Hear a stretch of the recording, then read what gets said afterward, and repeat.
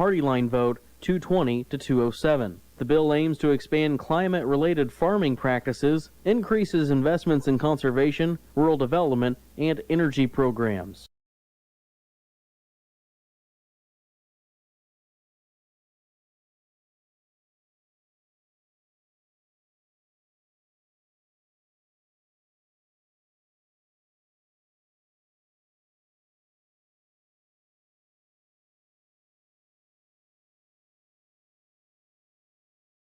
Soybeans are seen at 4.5 billion bushels, about 25 million more than last month. The USDA's next round of production numbers is out September 12th. The state ag director says its new agri-stress helpline was launched at an important time for farmers and ranchers. Brownfield's Will Robinson has more from the Missouri State Fair.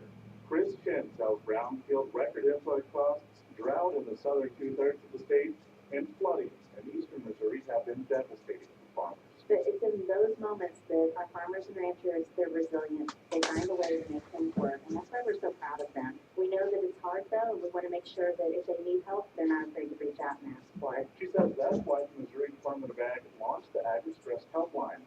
Shen says the free and confidential helpline offers health professionals who understand agriculture. When you tell somebody that you're really worried about a levee breaking, if they don't understand what a levee is or what the value of that levee is, it's really hard for them to understand the challenge that you're dealing with. She says the helpline is open to anyone. The Agri-Stress line can be called or texted at 833-897-2474.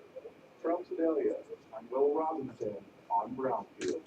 Big changes are in the works for the Missouri State Fair. Missouri State Fair Director Mark Wolf tells Brownfield about $46 million is being invested in the state fairgrounds. Some of the highlights to that is the purchase of 200 acres of land to the west of us that butts up against our current campground. We're going to build 600 more campsites out there. And he says new facilities are on the way. We're going to build a new, almost $30 million climatized arena over on Lot 9, which is kind of a parking area now. So we're excited about that. Got some future plans for additional barns and things going around that to kind of develop an equine center out there. Wolf says several existing barns are also being renovated. I'm Brent Barnett, Brownfield. You took the first step and quit smoking, but even former smokers may still be at risk for lung cancer. That's why SaveByTheScan.org wants you to know about a new low-dose CT scan that can detect lung cancer early. It takes only 60 seconds and could save your life.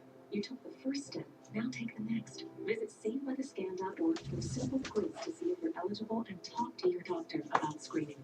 SaveByTheScan.org is brought to you by the American Lung Association's Lung Force Initiative and the Ad Council.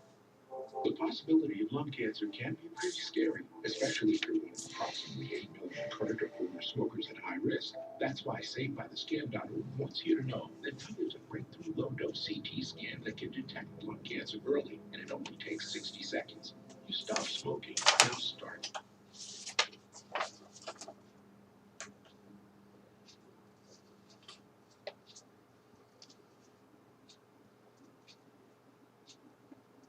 Happy birthday today to Michelle Conrad, Cindy Haithman, and Dave Wright.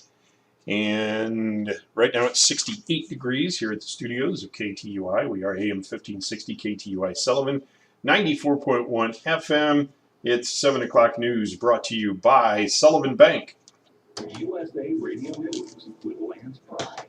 The U.S. Consulate is getting inviting citizens to avoid Baja, California, in Mexico, after multiple reports of cars on fire, heavy police presence, and roadblocks caused by unprecedented cartel violence. The death toll in a fireworks storage explosion in Armenia's capital, Yerevan, has risen to 6. Officials said on Monday 60 others were injured in the powerful blast yesterday. 1 year after the Biden administration failed in the deadly Afghanistan withdrawal, one fact stands out loud and clear. The women of Afghanistan have been put back in their place, and any hope of freedom has diminished.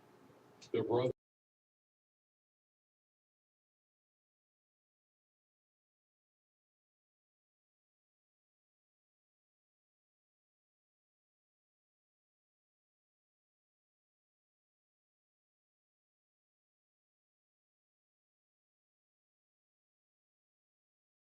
Sure, you can post your job to some job board, but then all you can do is hope the right person comes along, which is why you should try ZipRecruiter.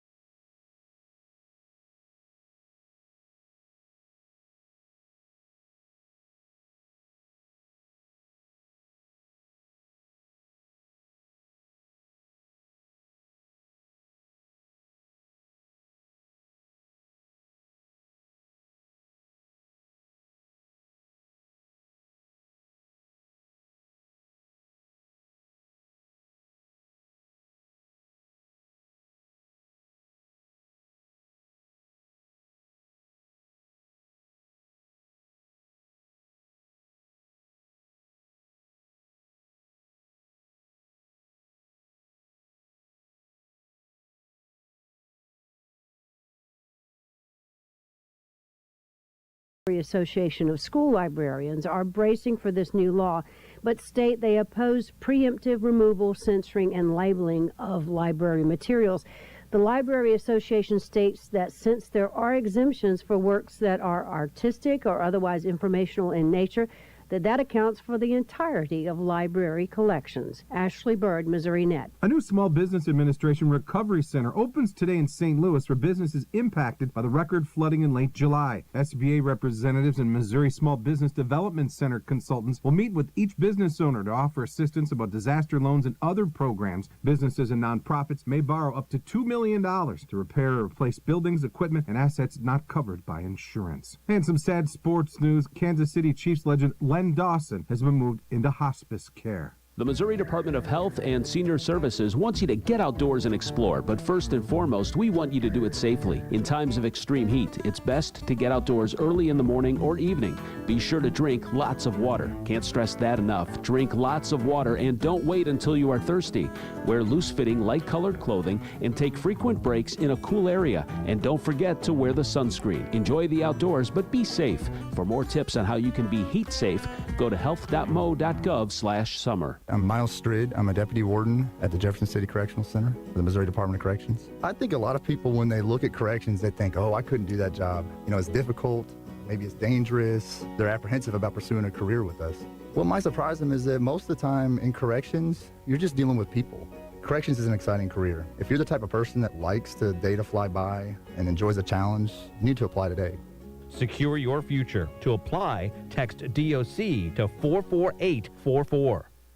More details are expected this week about a special session of the Missouri legislature. Governor Parson wants lawmakers to pass a tax cut and extend tax credits for biofuels manufacturers, meat packers, and young farmers. State Ag Director Chris Chin says by extending the ag tax credits for only 2 years, the legislature created problems for many Missouri farmers. Some of our next generation cooperatives that are trying to do their equity drive, sometimes it takes up to 2 years to be able to get the fundraising in place to be able to start building. So that 2-year time frame may work for some of those businesses, but it doesn't work for every business. Legislators will be asked to extend the ag tax credits for 6 years and to lower the income tax rate under 5%. And supporters of ex-President Trump protested the search of his Florida home Sunday outside the FBI field office in St. Louis. Some of the demonstrators held signs reading, "Defund FBI." Critics claim the Mar-a-Lago search for classified documents was an abuse of power by the Biden administration. This is Missouri Net.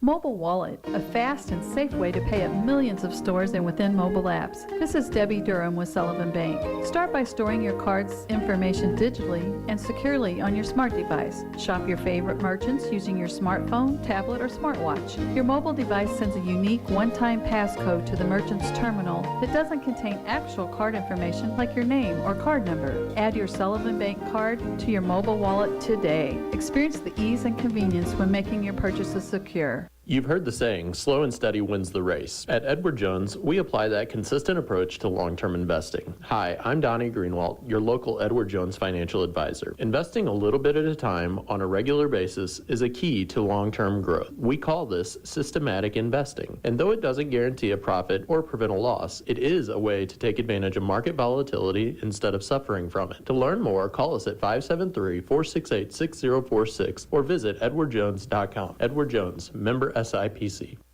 The Missouri State Highway Patrol reported a fatal motorcycle accident in Lawrence County yesterday morning on Route O, 2 miles south of Halltown. The accident was reported at 8:10 a.m., but the time the crash actually occurred is unknown. 72-year-old Edward D. Griffin of Halltown was riding a 2006 Honda Goldwing trike, went off the left side of the roadway, struck the ditch, and overturned. Edward Griffin was pronounced deceased at 8:40 yesterday morning by the Lawrence County coroner.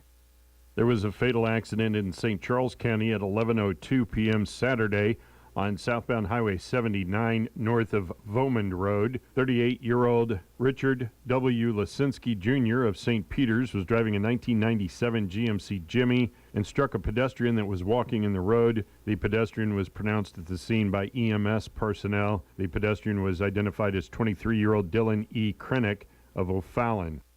2 men were killed and a woman was injured in an accident in Franklin County on Saturday at 1:50 a.m. on Route FF north of Huff Road.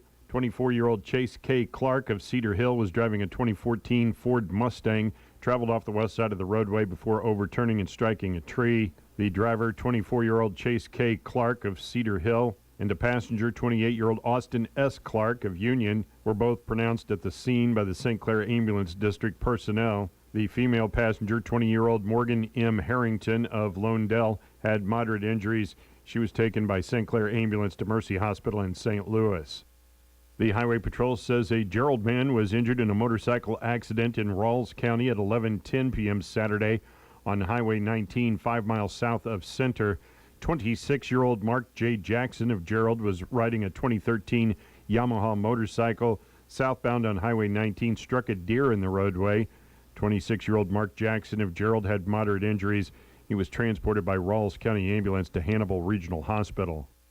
There was another motorcycle accident in Franklin County on Saturday, this one at 5:15 p.m. at 1633 North Outer Road. 61-year-old John C. Sawyer of Lone-Dell was riding a 1939 Harley-Davidson EL, traveled over a hill crest where another vehicle was pulling out of a private driveway. The motorcycle rider avoided the vehicle and then overturned. 61-year-old John C. Sawyer of Lone-Dell had minor injuries. He was transported to Mercy Hospital in Washington by St. Clair Ambulance District.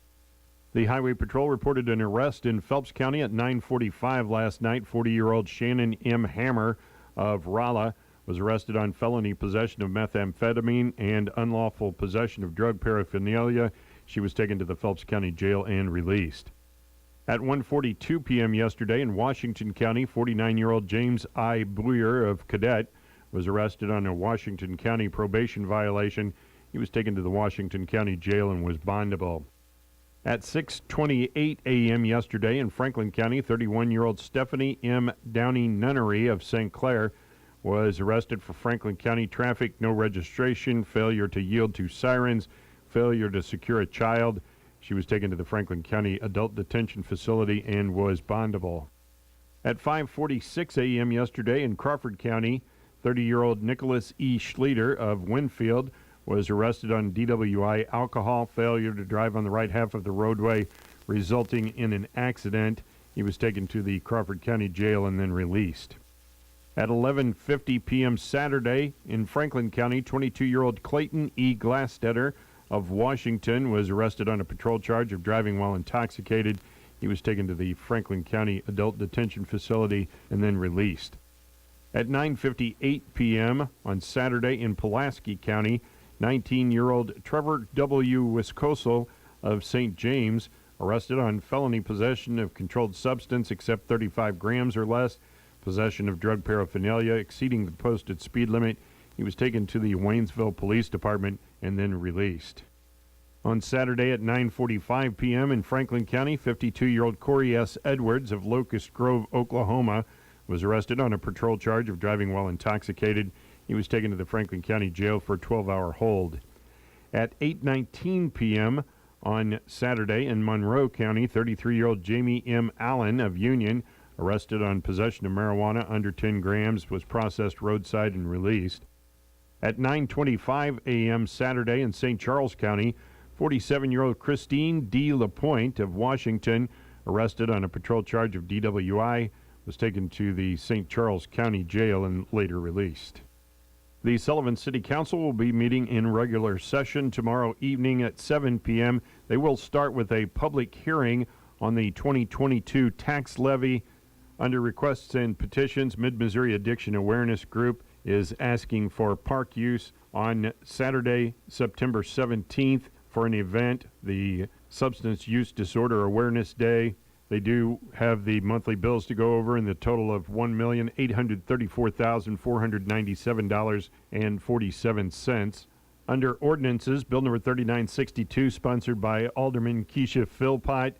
Passage of this bill would levy real estate taxes for 2022 at 39.88 cents per $100 valuation for the general fund. Last year's tax levy was the same, 39.88 cents.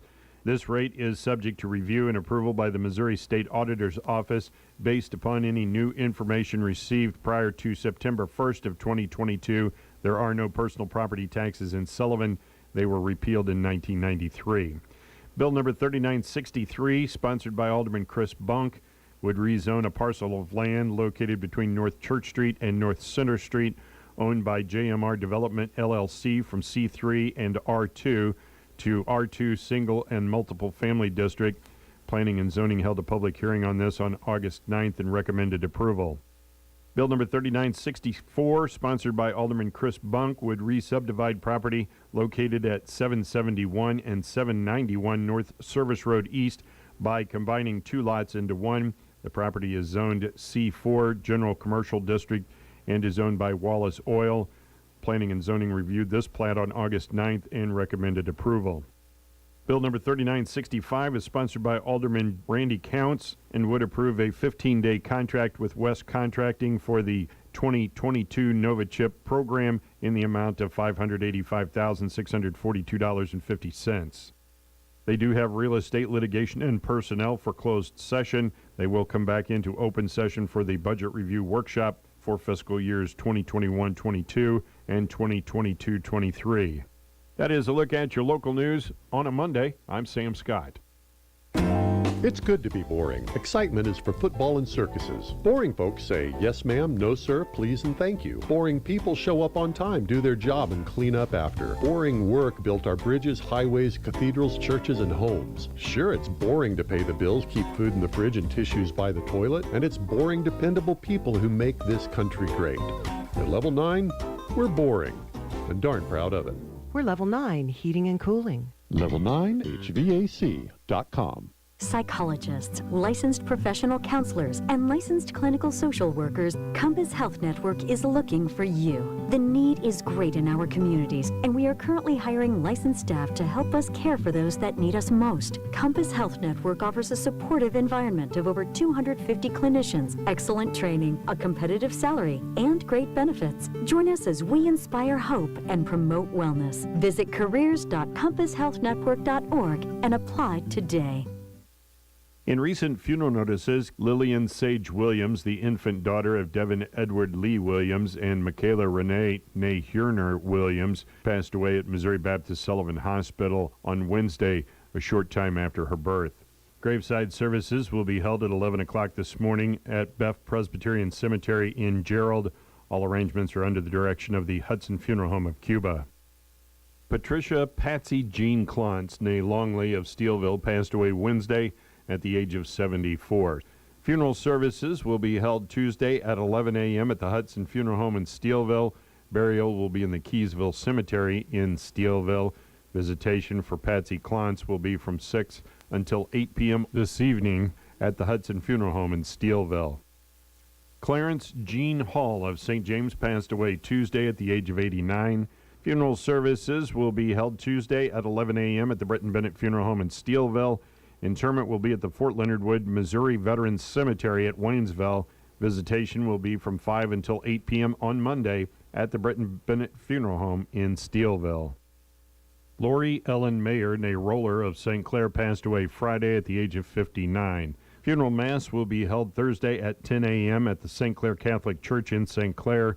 Private committal will be held at a later date. Visitation will be from 4 until 8 p.m. on Wednesday. Then again after 9 a.m. Thursday at Russell Colonial Funeral Home in St. Clair. Memorials may be made to Shriners Hospital for Children in the name of Lori Mayer. A lifetime of love. When a loved one passes on, we wish we had one more chance to say thank you. But the truth is, we do. Mom gave us all the love she had. Now we can all thank her. For a lifetime of giving, a lifetime of thanks, allow us to serve you. Lifetime of love. Don and Lisa Mizell, Mizell Funeral Home, Cuba. Seidenstricker Nobe Partners, your John Deere compact tractor headquarters, is ready to cut a deal. For a limited time, save up to $1,000. Choose our 1 Series Workhorse package and make short work as one of our 3 Series tractors, the Bulldog or the Homesteader package, and get the power you're looking for. Let's cut a deal now at Seidenstricker Nobe, your partner for the land, snpartners.com. Offer valid through 9/30/2022. Some restrictions apply. See dealer for details. From the KTUI WeatherBug Weather Center for this morning, expecting mostly cloudy skies. Mostly clear this afternoon, a high temperature of 81 degrees. Tonight, partly cloudy, a low of 64. On Tuesday, rain showers likely, otherwise partly cloudy, a high of 73. Tuesday night, scattered rain showers likely, a low temperature of 61. On Wednesday, partly sunny, high temperature 76. Wednesday night, partly cloudy, low 60. And Thursday, sunny, high temperature near 80. For KTUI, I'm Andrew Brady. Thank you, Andrew. 68 degrees right now at the studios of KTUI. And we're coming up on 23 minutes past the hour of 7 o'clock. Coming up in just a few minutes, going to be talking with Jarrett Dace about the Rotary Radio Auction coming up. And then at 8:30, Corporal Dallas Thompson from Missouri State Highway Patrol will be here. Bethany Brooks is a physician assistant. She works as one of the nocturnal hospitalists at Missouri Baptist Sullivan Hospital, and she provides inpatient care overnight. We'll be talking to her at 9:10 this morning. Birthdays, Michelle Conrad, Cindy Haithman, Dave Wright, and Mary Ackerman. Happy birthday to all of those folks. Bobby D's got some sports coming up for you right after you hear this. When it comes to your finances, you need a team you can trust. Someone who can help you through any situation. A local community bank you can depend on. At First State Community Bank, we are that partner. And because we're committed to Sullivan, you won't have to worry about changes to your accounts or locations. Come see me, Jordan Todd, in Sullivan today. My team and I are excited to partner with you. We'll make the process of switching banks quick and easy. First State Community Bank, member FDIC, online at fscb.com. The Cardinals used the long ball to beat the Brewers yesterday, taking 2 of 3 in the series and maintaining their hold on first place. Here's John Rooney and Ricky Horton with the game recap. With Ricky Horton, I'm John Rooney, and yesterday at Busch Stadium, what a day. Where do we start? With the pitching with Miles Michaelis, with Albert Pujols, Dylan Carlson, Tyler O'Neill. What a day. Well, I think we have to start with Albert Pujols, who hit 2 home runs and just electrified the crowd with a 3-run home run in the 8th inning off of Taylor Rogers, and the Cardinals got the cushion they needed because there was a home run in the 9th inning. It was a game of home runs, as there were several hit in the game, only 13 hits in the game. It was played in 2 hours and 17 minutes, very crisply played, but Miles Michaelis, you mentioned him, was terrific. After giving up 2 early runs, he was able to bear down and just dominate the rest of the start. He goes to 9-9. He gave the Cardinals 8 innings. It was terrific. A day after, Adam Wainwright gave the Cardinals 9 innings, so starting pitching leading the way. The Cardinals beat the Brewers 6-3 and have a game-and-a-half lead over Milwaukee in the National League Central. With the Rockies coming in, Jose Quintana for the Cardinals, Kyle Freeland for the Rockies tomorrow night on the air at 5:50 Tuesday.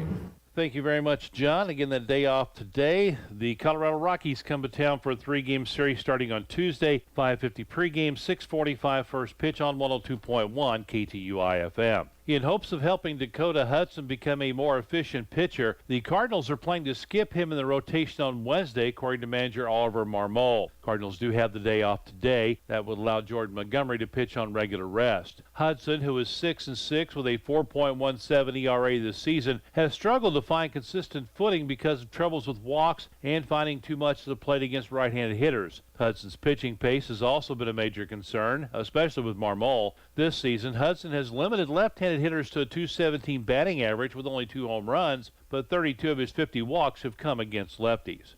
Juan Yepez, who is tied for 3rd in home runs among National League rookies with 11, could rejoin the Cardinals by Tuesday if his right forearm injury recovers well after games over the weekend with AAA Memphis. After spending time as a DH and first baseman early in the week, Yepez played in the outfield over the weekend, making sure the forearm issue is not a problem while throwing from the outfield. Because the Cardinals could have a difficult roster decision to make before activating Yepez, manager Oliver Marmol wanted to see the rookie shed some of the bad habits that he had developed during a midseason slump. Corey Dickerson could be headed for the injured list again after re-injuring his left calf. Dickerson was scratched from the starting lineup on Saturday when a lingering issue with his calf muscle flared up again. Dickerson was hurt in Thursday's loss in Colorado. He did come into the game late after the Cardinals pinch hit for right fielder Lars Nootbaar. After struggling early in the season, Dickerson had come on as of late, hitting .314 with 2 homers and 8 RBIs in July and batting .308 so far in August. Right-handed pitcher Jack Flaherty will make a rehab start in Springfield on Tuesday night as the Cardinals host the Arkansas Travelers at Hammonds Field. Manager Oliver Marmol told reporters on Sunday that Flaherty is scheduled to throw around 40 to 45 pitches.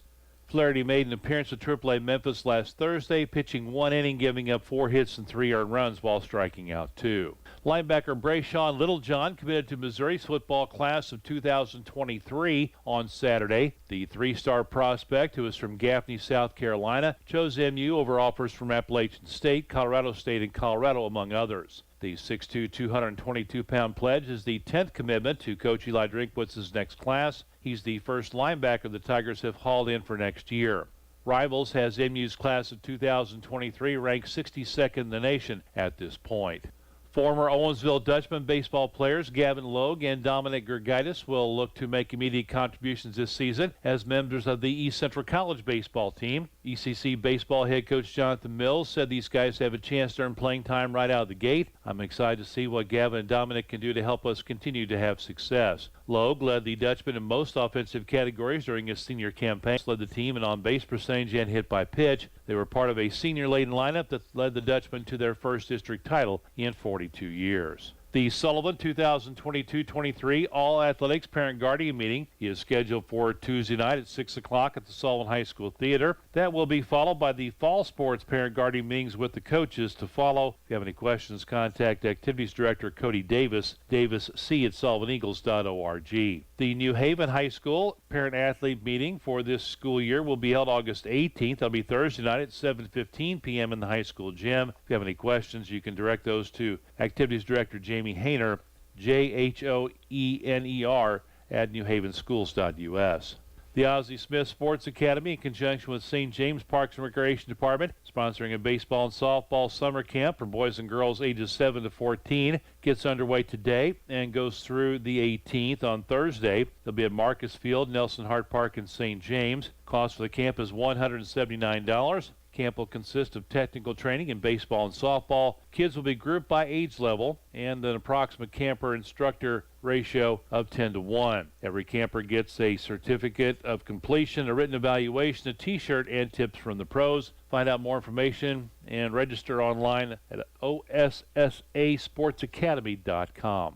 The beginning of the high school sports season around the area is coming up quickly. Several football, softball teams will be participating in jamborees to get their season started. Sullivan is hosting a softball jamboree this Friday at 4 o'clock at the Sullivan Bank Ballpark at Sullivan High School, with Marquette and Incarnate Word coming in. They'll be in starting at 4 o'clock. And then Sullivan hosting a football jamboree Friday night at 7 with Cuba, Jefferson, R7, Herculaneum, Salem, and St. James coming to town along with Sullivan for that jamboree.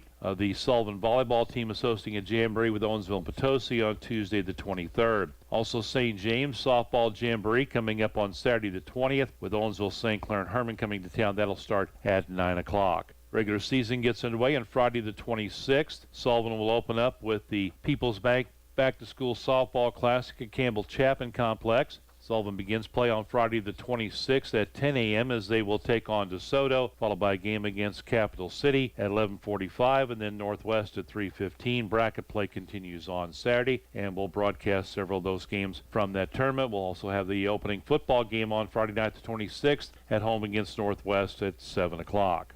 That's your look at sports on this Monday. Have a great day, everybody. This is Bobby D. Hi, this is Nick from Schmidt Auto Center. As everything in the world has become more expensive, you can count on us to get you the very best value possible for your hard-earned dollar. Whether that's for a pre-owned vehicle or to get the one that you have repaired, we're here for you. Call Schmidt Auto Center at 573-468-2233. Come by and see us at 750 South Service Road, or check our inventory at schmidtautocenter.com. All right, it is 29 minutes in front of 8 o'clock here at the studios of KTUI, and Jarrett Dace is with me, and probably going to need a microphone there, Jarrett. How are you today? Pretty good. I'm vertical. There you go. So you're here to talk about the Rotary Radio Auction, which has been going on for a year or two, right? Well, since the COVID, it just started back up. Up again, yeah, but before that, I think it was like... all my radio career, I know it was, been going on. And John, little John used to do it every year. So now we've kind of modified it a little bit. It's it's a one-night event now. It's a one-night versus two-night. Yeah. And after coming back from the COVID, we just we had a lot of donations, and then we still had donations still coming in from it, and we just kind of bundled everything. And instead of making it a 2-night, we made it a 1-night, and it was the most successful Rotary auction we've ever had. So I don't know if you guys even keep track of this, but John used to say year over year that you could buy stuff for about 60 cents on the dollar. We still do. Is that about what it is? That's about what it is. How it works out. So, and you guys have restaurants and items from dealers in town and things like that. Yeah, the gift cards, the gift certificates seem to really carry their weight. I mean, they kind of match. Yeah. And sometimes you get a little bit more. See, sometimes you get more than 100%, right? Yeah, exactly. So when is the auction? September 29th. It's a Thursday, September 29th. Yeah, so about a month and a half from now. Right? And we're going to do it like we did last year. I think you and I, or maybe Little John may MC it. We haven't asked him yet, so that's a surprise to him. If he's listening. But anyway, blast from the past. But we'll do that like we did last year at the Bank of Sullivan, where people can call in.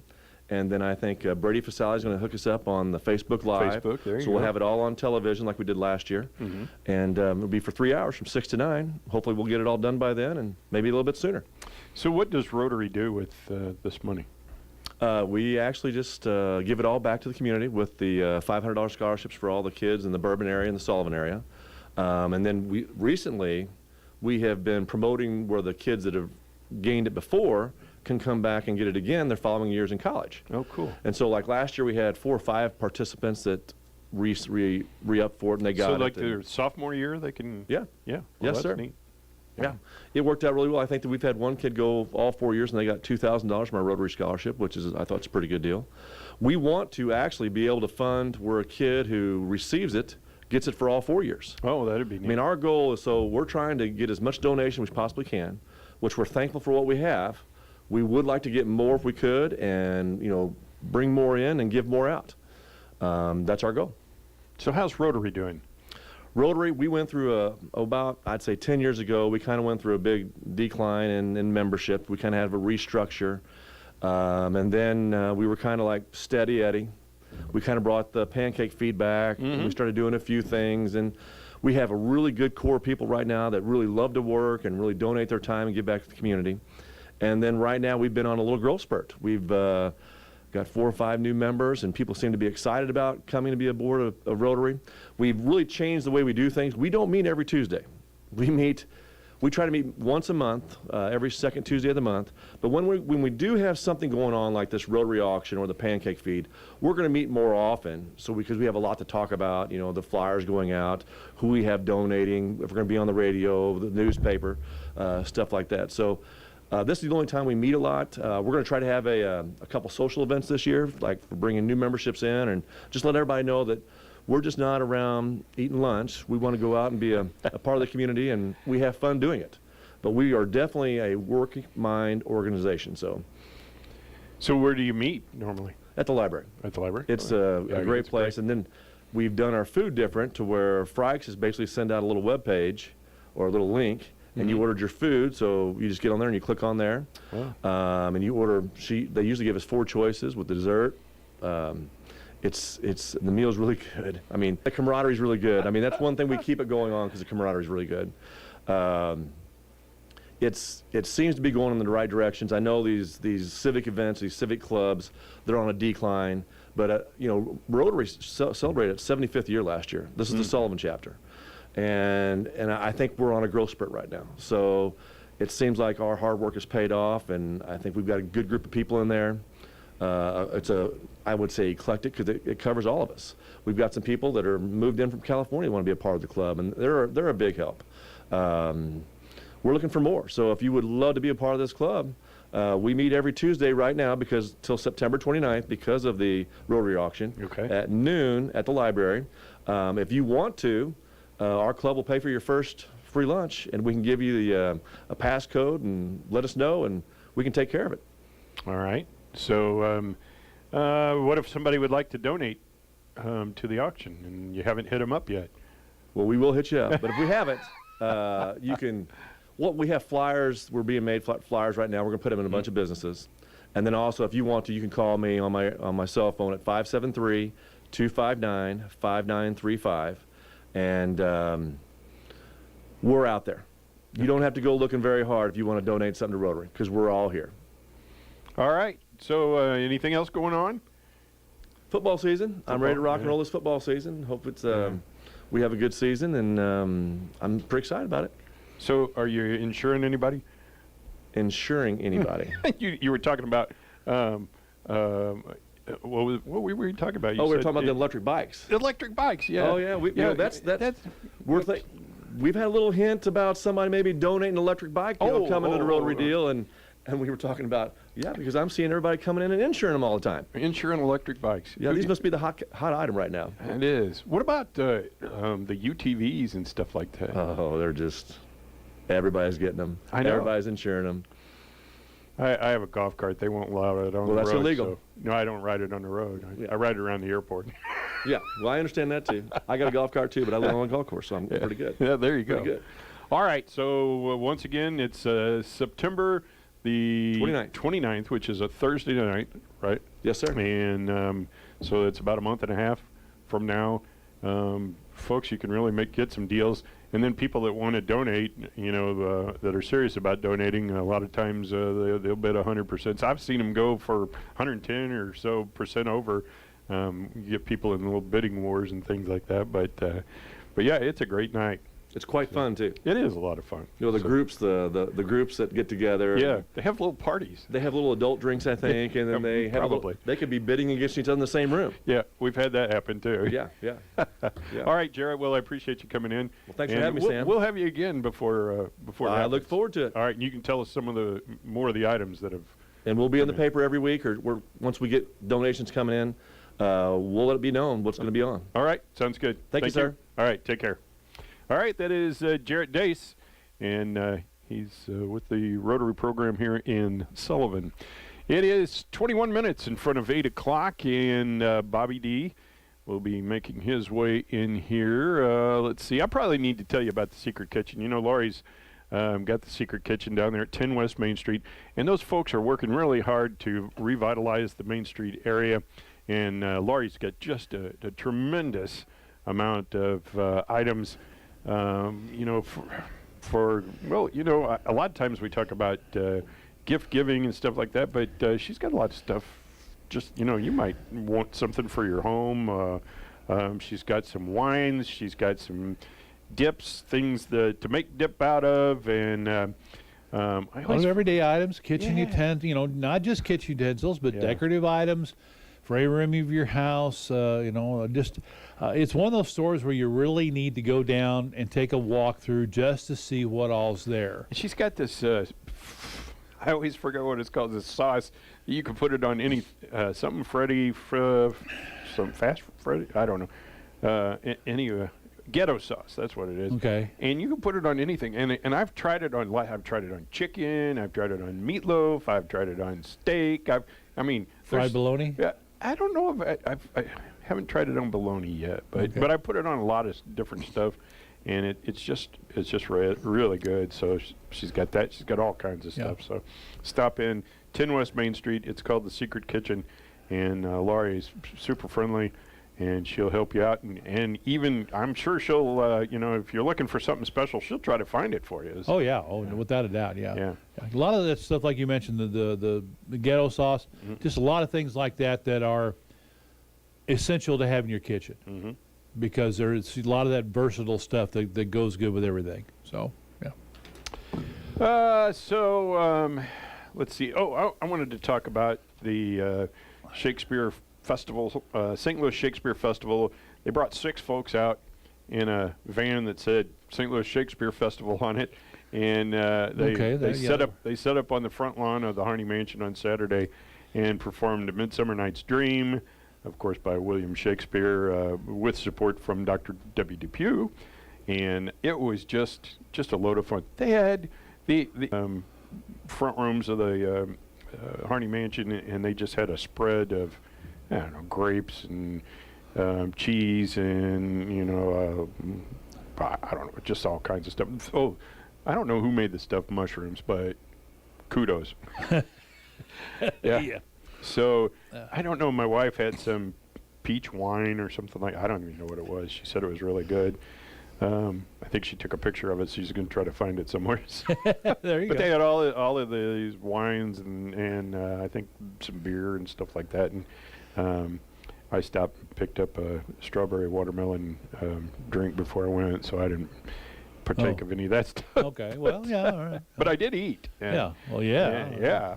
And Got to. And then It's there. It'd be the way these people did the Shakespeare was just, it was fun. You know, they danced and sang, and I think they modified it a little bit because there was one girl who, you know, she would bring out her cell phone and, you know, like text somebody or take pictures or something like that. Yeah, I would think that's a little bit of a modern day adaptation. Yeah, I don't yeah. know, but I mean, it really was a lot of fun. They had girls playing men and men playing girls, and I mean, I think, let's see, 1, 2, 3. I think each person played. No, there were 2 people who played 3 parts, and 4 people who played 2 parts. So there were a lot of parts, and you know, they would run back in a little tent area and change clothes and come out as somebody else, and it was. But anyway, they kept it light, and it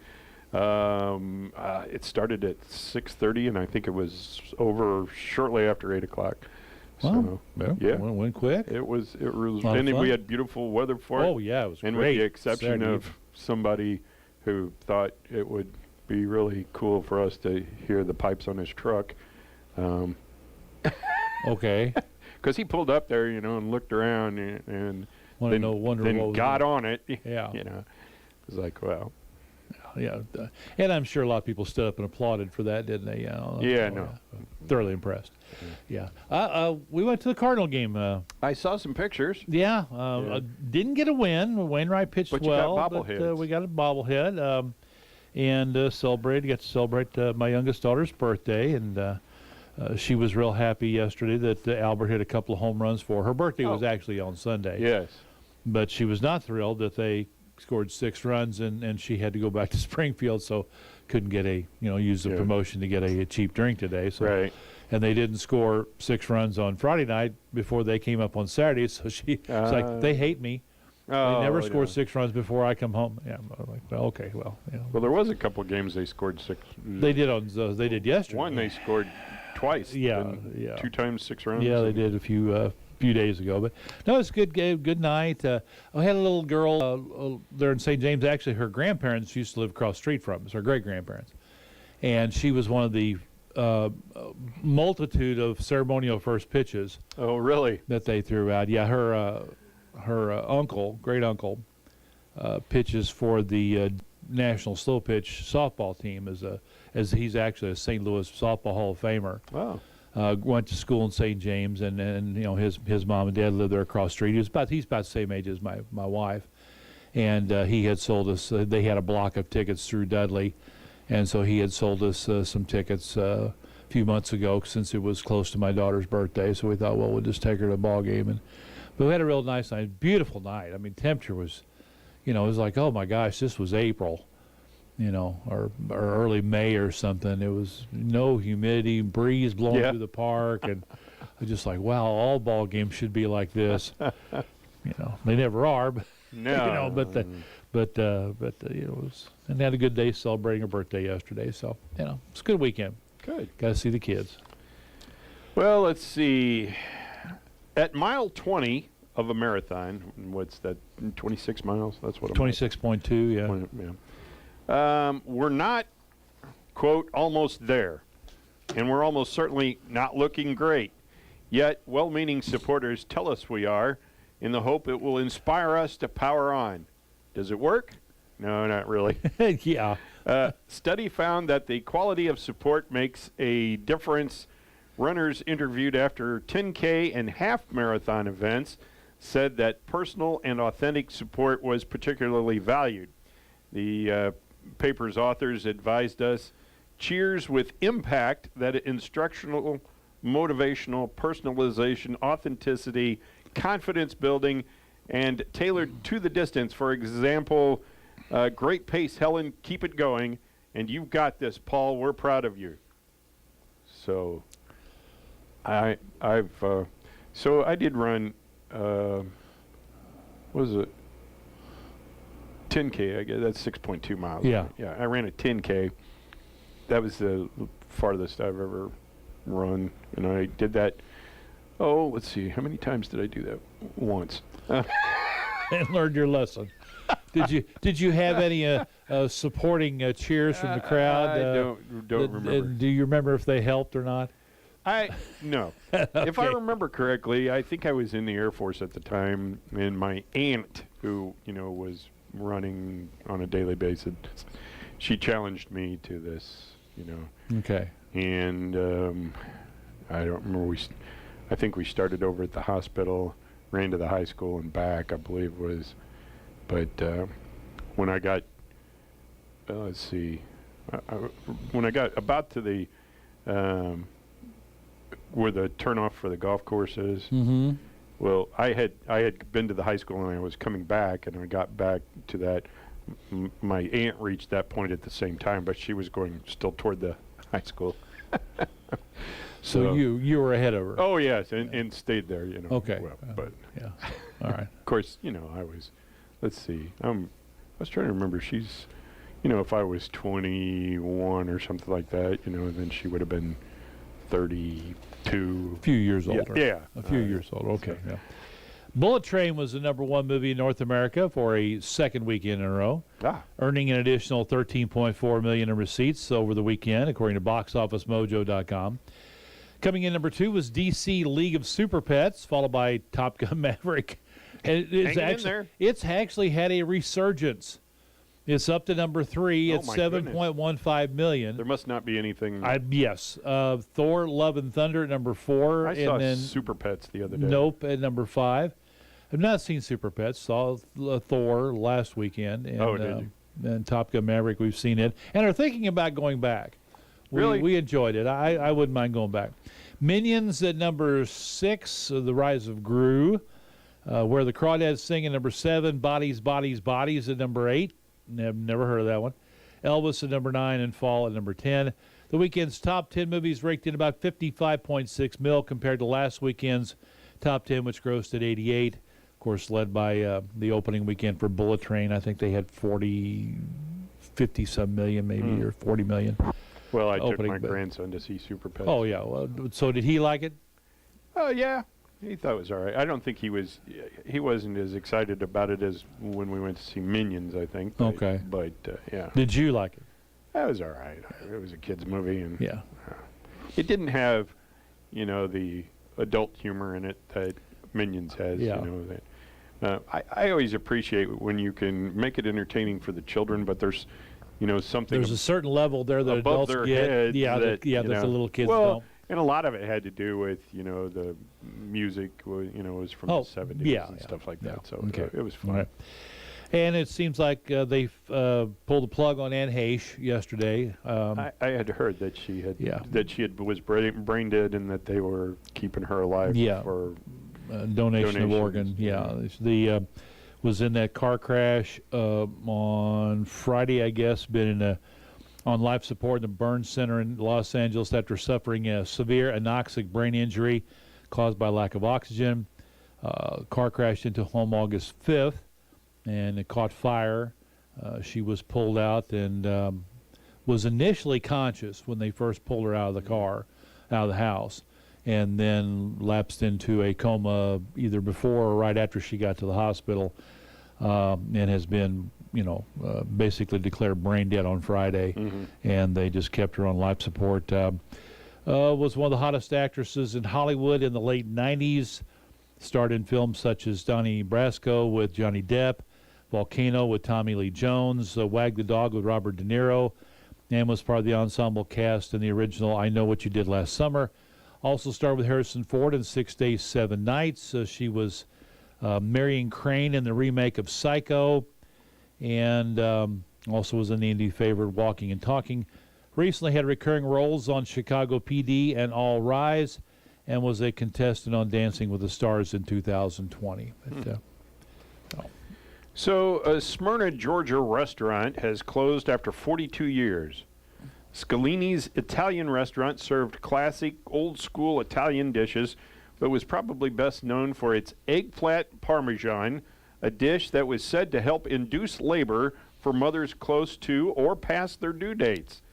A statement posted to Scalini's Facebook page indicates the restaurant closed following dinner service on Sunday. Now, first off, if you were near or past your due date, would it really matter where you ate?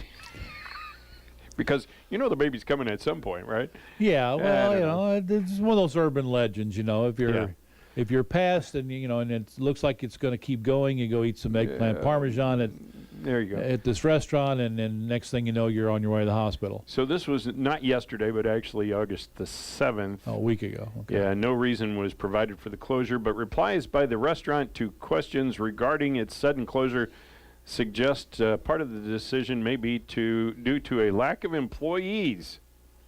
They were opened in 1980 by John Bongino.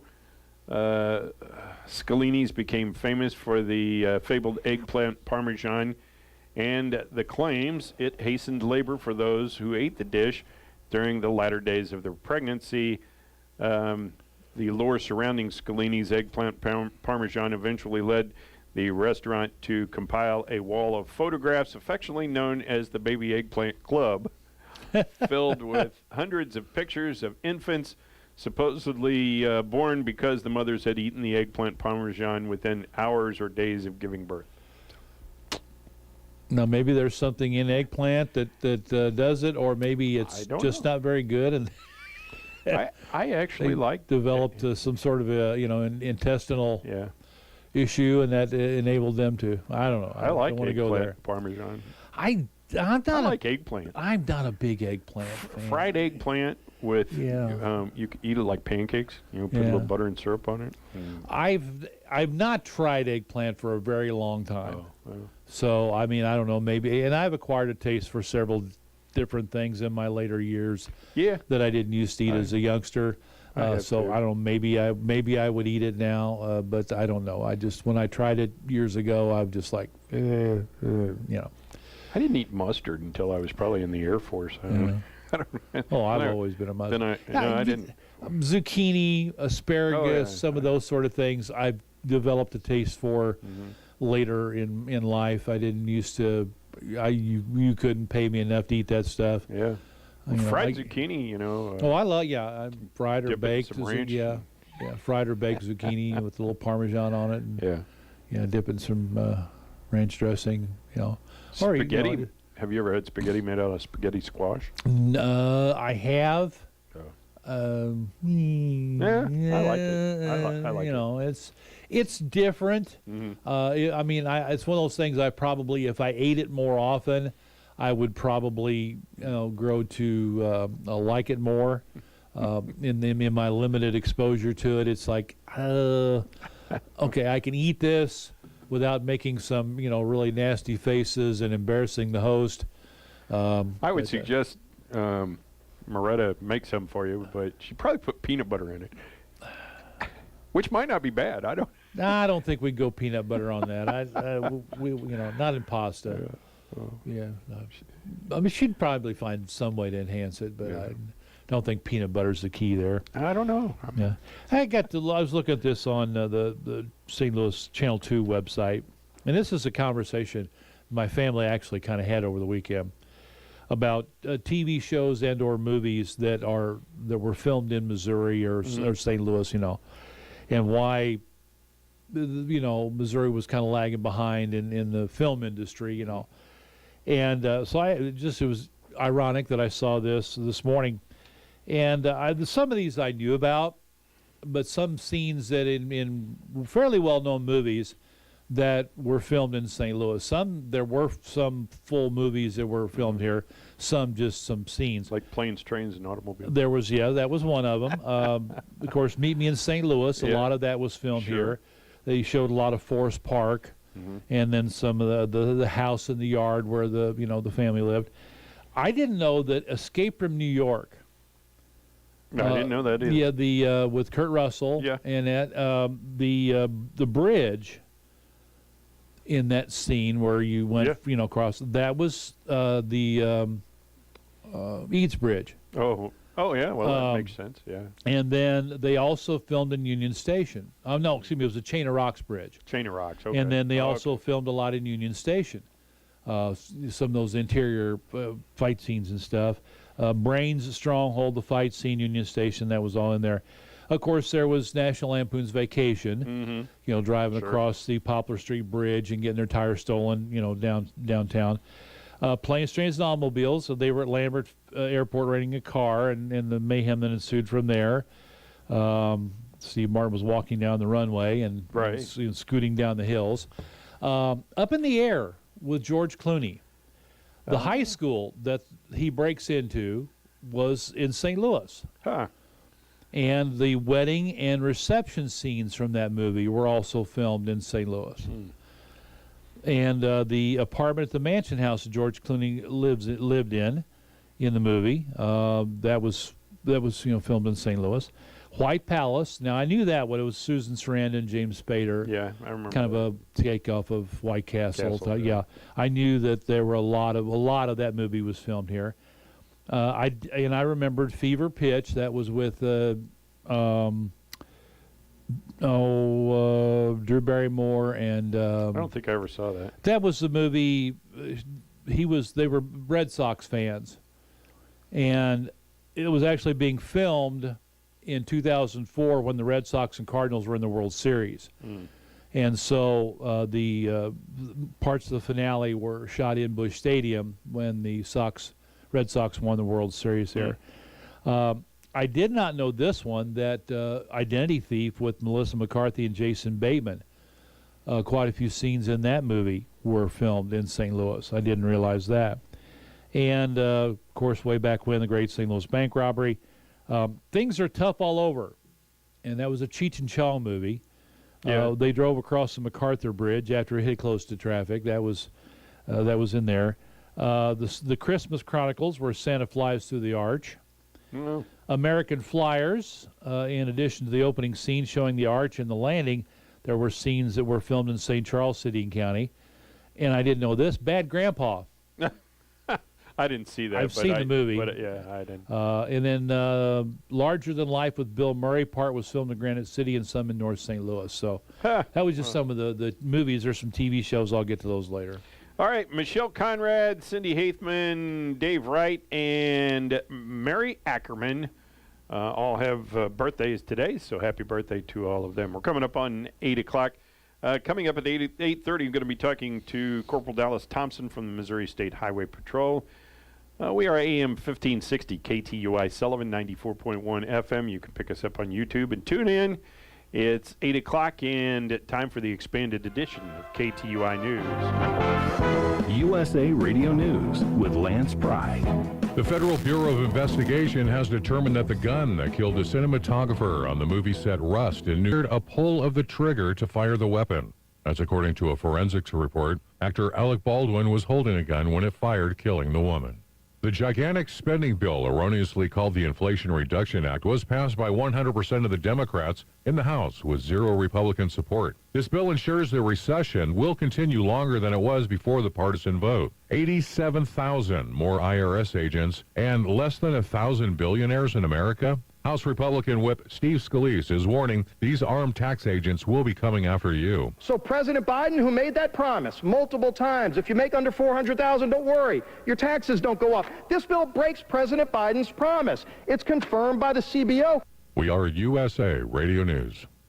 Make money doing what you love. It can be done. Matter of fact, it has been done. Consider the story of Jack London. He's one of the highest paid writers of all time. Authored The Call of the Wild, recently released as a blockbuster movie starring Harrison Ford. Jack grew up in a rough neighborhood in Oakland, poor, uneducated, and a school dropout. As a child, Jack fell in love with the idea of being a writer. Uneducated, dirt-poor school dropout from Oakland could someday be a published writer was insanity. You know the rest of the story, though. Jack London became one of the richest writers of all time. Discover Jack's secret that allows anyone of any income or educational level to make money doing what they love. Whatever it is you love more than anything else, let's make that your prosperous living. Go right now to discoveringjack.com. That's discoveringjack.com. His secret is free. Just go to discoveringjack.com. Walt Disney said Wednesday it's raising its prices for streaming subscribers in the United States. The price increase are tied to a new tiered service Disney will launch in December for U.S. subscribers. The basic Disney Plus service costs about $7.99 per month right now. Starting in December, that basic service will run ads, so a subscriber who wants no ads will have to upgrade to a premium service starting at $10.99 per month or a 37.5% jump in cost. A crazy incident at the Capitol over the weekend leaves one man dead. I'm Tony Maruso reporting. Police say a man drove his car into a barricade near the U.S. Capitol and then began firing a handgun. He later took his own life. Tom Manger, the chief of the Capitol Police, says the car caught fire and the man exited. It does appear that it was not the collision with the barricade that caused the fire. It appears that the individual may have started the fire himself as he was getting out of the car. USA Radio News. Are you tired of high cable TV rates? Sign up for Dish today and get a $500 bonus offer while supplies last. Plus, lock in your price for 2 years guaranteed. Call All American Dish, your Dish authorized retailer now. 800-296-1251. 800-296-1251. That's 800-296-1251. Offers require credit qualification, 24-month commitment, early termination fee, and e-auto pay. Restrictions apply. Call for details. Facebook allowing election misleading information to thrive online has affected another election. This time in Brazil. Facebook failed to detect blatant election-related misinformation in ads ahead of Brazil's 2022 election. As from a new report from Global Witness, they found a continuing pattern of not catching material that violates its policy, as the group describes as alarming. As the weaponization of the FBI continues to shock most Americans, now is the time for transparency. The problem is Attorney General Merrick Garland is withholding the affidavit or the probable cause portion of the warrant that led to the FBI and Department of Justice to suppress President Trump's rights.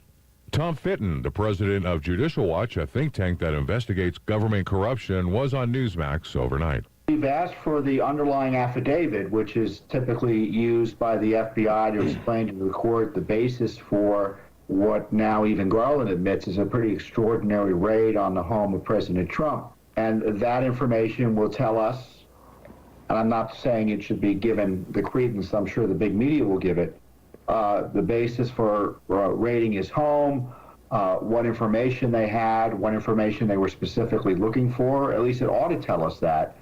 But given prior FBI behavior in political matters, I don't think it can be trusted. Lance Pry, USA Radio News. At Missouri Baptist Sullivan Hospital, we don't just work in the community. We live here, too. We understand what it means to raise a family here, and we know the importance of having the highest quality healthcare nearby, with BJC Healthcare doctors, nurses, and specialists to treat all your needs. This is your best medicine. Missouri Baptist Sullivan Hospital, proud to serve the community we call home. For compassionate cancer care close to home, our neighbors turn to Missouri Baptist Sullivan Hospital. They can receive preventative screenings, see their doctor, and get most treatments and infusions without having to leave the comfort of our community. As part of BJC Healthcare, we bring the latest cancer treatments to you, right here, for the highest quality care. Your best medicine is close to home at Missouri Baptist Sullivan Hospital. Missouri Net News, I'm Brent Palm. Although gas prices have been dropping over the last 2 months, electric vehicles are looking more attractive to some people, but there is one drawback. The fire risk from electric vehicle batteries is getting more attention. The danger seems to be less than for conventional vehicles, but the problem is putting the fire out. Dr. Guang Xu is an associate professor at the Missouri University of Science and Technology. We are working on tackling the problem in different ways. The lithium-ion batteries house components that can ignite, and some fire firefighters don't know how or have the equipment to put it out. The firefighter tried to suppress it, but didn't do much about it, and ended up with searching on YouTube. He and his team are experimenting on a fix so firefighters don't have to go online to find one. Joey Parker, Missouri Net. Supporters of former President Trump protested the search of his Florida home Sunday outside the FBI field office in St. Louis. Some held signs reading "Defund FBI." And significant rainfall expected in parts of Missouri tonight into Tuesday evening. This is Missouri Net. Small moments make a big impact in helping prepare your child for school. So use simple activities as an opportunity to help your child grow. For example, when playing with blocks, make towers and talk about which are smaller and which are bigger. This teaches measurement and comparison words. Or try going on a shape hunt with your child. Look for shapes of all kinds. Remember, small moments make a big impact. For more tips and resources, visit earlyconnections.mo.gov.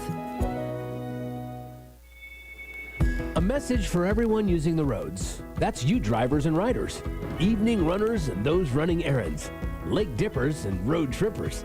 Help make the road safer by doing 4 simple steps. Buckle up, phone down, slow down, and drive sober. That's it. Be part of the movement. Help us end traffic deaths. Brought to you by Show Me Zero.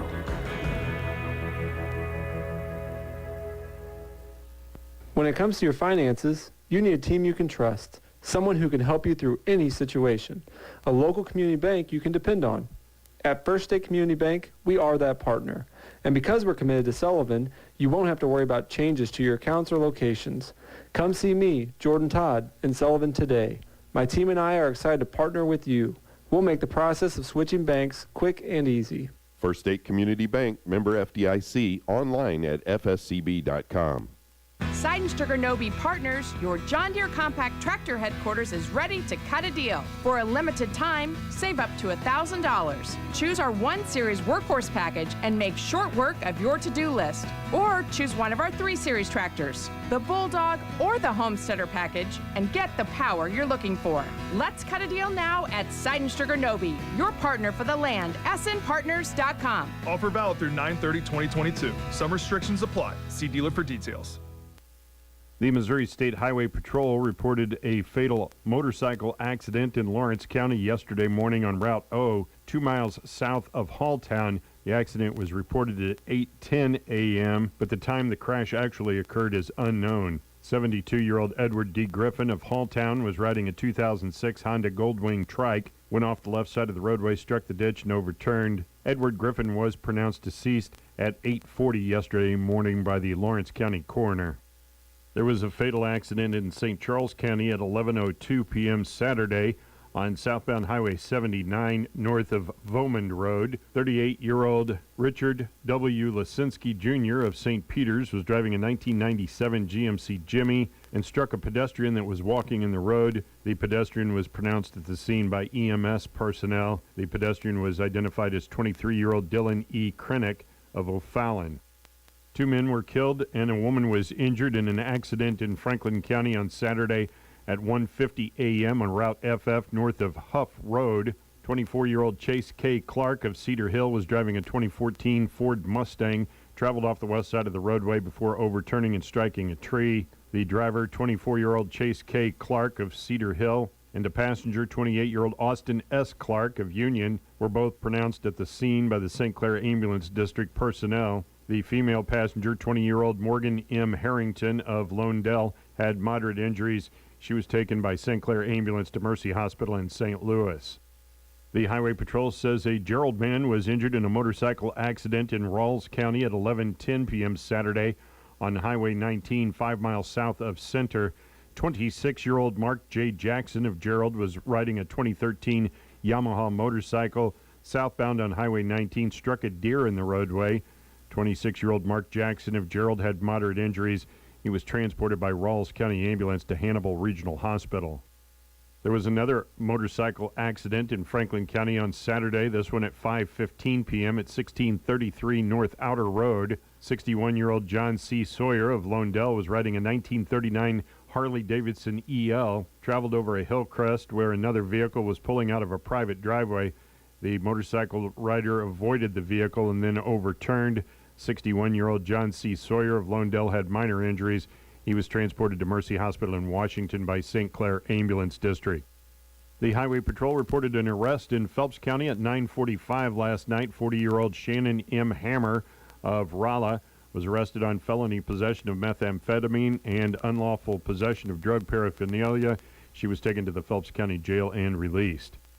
At 1:42 p.m. yesterday in Washington County, 49-year-old James I. Boyer of Cadet was arrested on a Washington County probation violation. He was taken to the Washington County Jail and was bondable. At 6:28 a.m. yesterday in Franklin County, 31-year-old Stephanie M. Downey Nunnery of St. Clair was arrested for Franklin County traffic, no registration, failure to yield to sirens, failure to secure a child. She was taken to the Franklin County Adult Detention Facility and was bondable. At 5:46 a.m. yesterday in Crawford County, 30-year-old Nicholas E. Schleter of Winfield was arrested on DWI alcohol, failure to drive on the right half of the roadway, resulting in an accident. He was taken to the Crawford County Jail and then released.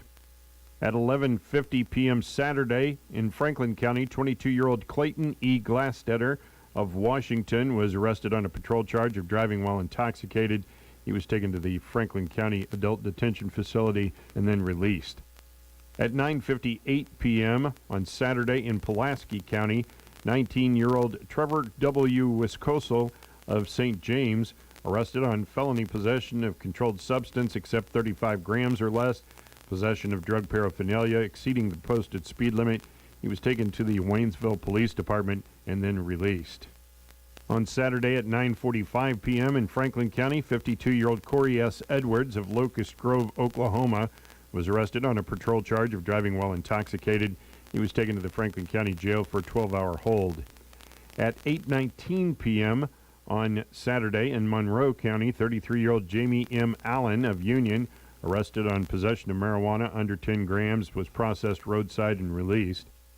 At 9:25 a.m. Saturday in St. Charles County, 47-year-old Christine D. LaPointe of Washington, arrested on a patrol charge of DWI, was taken to the St. Charles County Jail and later released. The Sullivan City Council will be meeting in regular session tomorrow evening at 7 p.m. They will start with a public hearing on the 2022 tax levy. Under requests and petitions, Mid-Missouri Addiction Awareness Group is asking for park use on Saturday, September 17th for an event, the Substance Use Disorder Awareness Day. They do have the monthly bills to go over in the total of $1,834,497.47. Under ordinances, Bill number 3962, sponsored by Alderman Keisha Philpott. Passage of this bill would levy real estate taxes for 2022 at 39.88 cents per $100 valuation for the general fund. Last year's tax levy was the same, 39.88 cents. This rate is subject to review and approval by the Missouri State Auditor's Office based upon any new information received prior to September 1st of 2022. There are no personal property taxes in Sullivan. They were repealed in 1993. Bill number 3963, sponsored by Alderman Chris Bunk, would rezone a parcel of land located between North Church Street and North Center Street, owned by JMR Development LLC, from C3 and R2 to R2 Single and Multiple Family District. Planning and Zoning held a public hearing on this on August 9th and recommended approval. Bill number 3964, sponsored by Alderman Chris Bunk, would re-subdivide property located at 771 and 791 North Service Road East by combining two lots into one. The property is zoned C4 General Commercial District and is owned by Wallace Oil.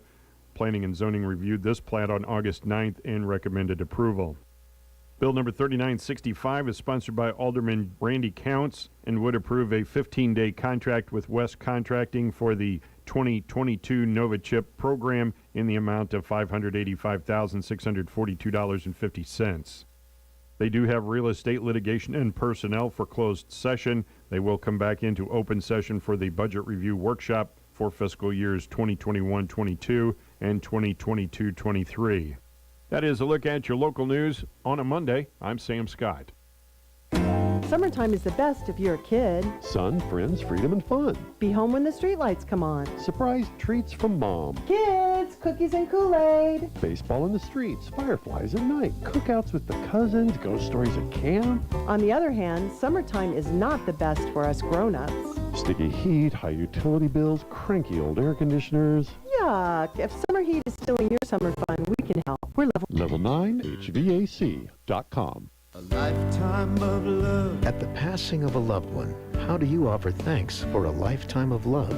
We had so many memories, so many happy moments. We wanted to thank her for her love and all she meant to us. Let us help you design the ceremony to say thank you for a lifetime of love. A lifetime of love. Don and Lisa Mizell, Mizell Funeral Home, Cuba. In recent funeral notices, Lillian Sage Williams, the infant daughter of Devin Edward Lee Williams and Michaela Renee Nahurner Williams, but aunts Mackenzie Williams and companion William Chu of Cuba, and Mackenzie and husband Nick Mistler of Owensville, cousins, many other relatives, and a host of people who loved her. Graveside services will be held at 11 o'clock this morning at Beth Presbyterian Cemetery in Gerald. All arrangements are under the direction of the Hudson Funeral Home of Cuba. Patricia Patsy Jean Klontz, née Longley of Steelville, passed away Wednesday at the age of 74. Survived by her husband Gary, her children Tracy Longley of Terrell, Texas, Nathan and wife Lynn Griffith of Columbus, Nebraska, and Katie Griffith Strickland of Cuba. 11 grandchildren, 5 great-grandchildren, nieces, nephews, cousins, other relatives, many friends. Funeral services will be held Tuesday at 11 a.m. at the Hudson Funeral Home in Steelville. Burial will be in the Keysville Cemetery in Steelville. Visitation for Patsy Klontz will be from 6 until 8 p.m. this evening at the Hudson Funeral Home in Steelville. Clarence Gene Hall of St. James passed away Tuesday at the age of 89, survived by his wife Nancy, sons Shannon Hall of Springfield, Aaron and Ashley Hall of St. James, Scott Williams and Kenneth Hall, both of Houston, Texas, 5 grandchildren, 2 great-grandchildren, nieces, nephews, other relatives, many friends. Funeral services will be held Tuesday at 11 a.m. at the Britton Bennett Funeral Home in Steelville. Interment will be at the Fort Leonard Wood, Missouri Veterans Cemetery at Waynesville. Visitation will be from 5 until 8 p.m. on Monday at the Britton Bennett Funeral Home in Steelville. Lori Ellen Mayer, née Roller of St. Clair, passed away Friday at the age of 59. Survived by her husband Mark, 2 sons Jeremy Mayer and wife Angela of Fenton, and Nick Mayer and girlfriend Jordan Sweet of St. Clair, 2 brothers, 1 grandchild, other relatives, many friends. Funeral Mass will be held Thursday at 10 a.m. at the St. Clair Catholic Church in St. Clair. Private committal will be held at a later date. Visitation will be from 4 until 8 p.m. on Wednesday. Then again after 9 a.m. Thursday at Russell Colonial Funeral Home in St. Clair. Memorials may be made to Shriners Hospital for Children in the name of Lori Mayer. As a trauma-informed provider, Compass Health Network is equipped to assist you or a loved one struggling with trauma, anxiety, depression, substance use disorder, or other behavioral health conditions. Our providers understand that everyone's life experiences are different and will work with you in person or virtually to develop the most effective plan of care. You are not alone. Call Compass Health Network today at 844-853-8937 or visit compasshealthnetwork.org for more information. As we all live longer, age really is just a number, but retirement is so much more than one. Hi, I'm Donnie Greenwald, your Sullivan Edward Jones financial advisor, and I want to know what retirement means to you. Together, we can look at the big picture and make a strategy to help you reach your goals, because you can't prepare for the unexpected if you don't know where you're headed. Call me at 573-468-6046 or visit edwardjones.com to get started today. Edward Jones, member SIPC. The Cardinals used the long ball to beat the Brewers yesterday, taking 2 of 3 in the series and maintaining their hold on first place. Here's John Rooney and Ricky Horton with the game recap. With Ricky Horton, I'm John Rooney, and yesterday at Busch Stadium, what a day. Where do we start? With the pitching with Miles Michaelis, with Albert Pujols, Dylan Carlson, Tyler O'Neill. What a day. Well, I think we have to start with Albert Pujols, who hit 2 home runs and just electrified the crowd with a 3-run home run in the 8th inning off of Taylor Rogers, and the Cardinals got the cushion they needed because there was a home run in the 9th inning. It was a game of home runs, as there were several hit in the game, only 13 hits in the game. It was played in 2 hours and 17 minutes, very crisply played. But Miles Michaelis, you mentioned him, was terrific after giving up 2 early runs. He was able to bear down and just dominate the rest of the start. He goes to 9-9. He gave the Cardinals 8 innings. It was terrific. A day after, Adam Wainwright gave the Cardinals 9 innings. So starting pitching leading the way. The Cardinals beat the Brewers 6-3 and have a game-and-a-half lead over Milwaukee in the National League Central. With the Rockies coming in, Jose Quintana for the Cardinals, Kyle Freeland for the Rockies tomorrow night on the air at 5:50 Tuesday. Thank you very much, John. Again, the day off today. The Colorado Rockies come to town for a 3-game series starting on Tuesday, 5:50 pregame, 6:45 first pitch on 102.1 KTUI FM. In hopes of helping Dakota Hudson become a more efficient pitcher, the Cardinals are planning to skip him in the rotation on Wednesday, according to manager Oliver Marmol. Cardinals do have the day off today. That would allow Jordan Montgomery to pitch on regular rest. Hudson, who is 6-6 with a 4.17 ERA this season, has struggled to find consistent footing because of troubles with walks and finding too much to the plate against right-handed hitters. Hudson's pitching pace has also been a major concern, especially with Marmol. This season, Hudson has limited left-handed hitters to a .217 batting average with only 2 home runs, but 32 of his 50 walks have come against lefties.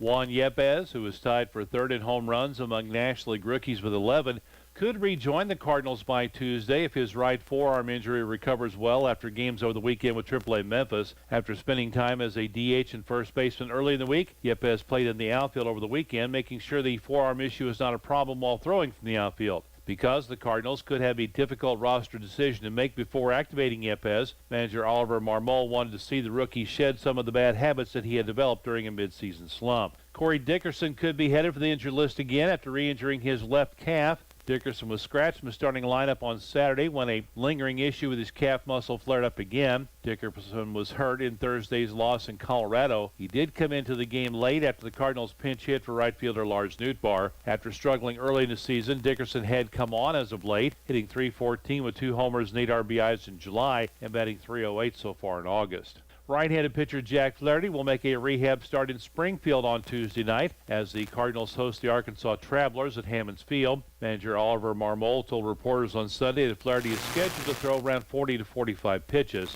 Flaherty made an appearance with AAA Memphis last Thursday, pitching 1 inning, giving up 4 hits and 3 earned runs while striking out 2. Linebacker Brayshawn Littlejohn committed to Missouri's football class of 2023 on Saturday. The 3-star prospect, who is from Gaffney, South Carolina, chose MU over offers from Appalachian State, Colorado State, and Colorado, among others. The 6'2", 222-pound pledge is the 10th commitment to Coach Eli Drinkwitz's next class. He's the first linebacker the Tigers have hauled in for next year.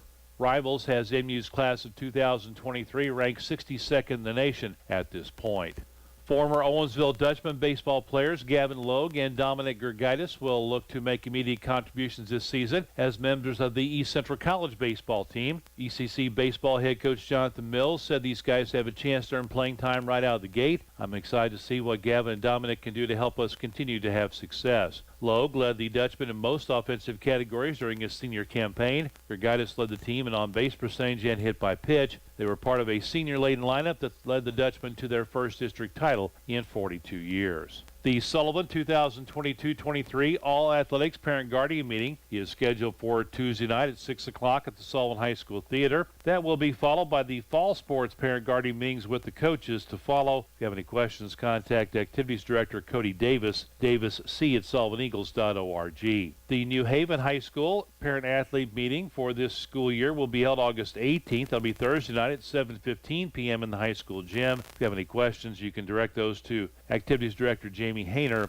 JHOENER, @newhavenschools.us.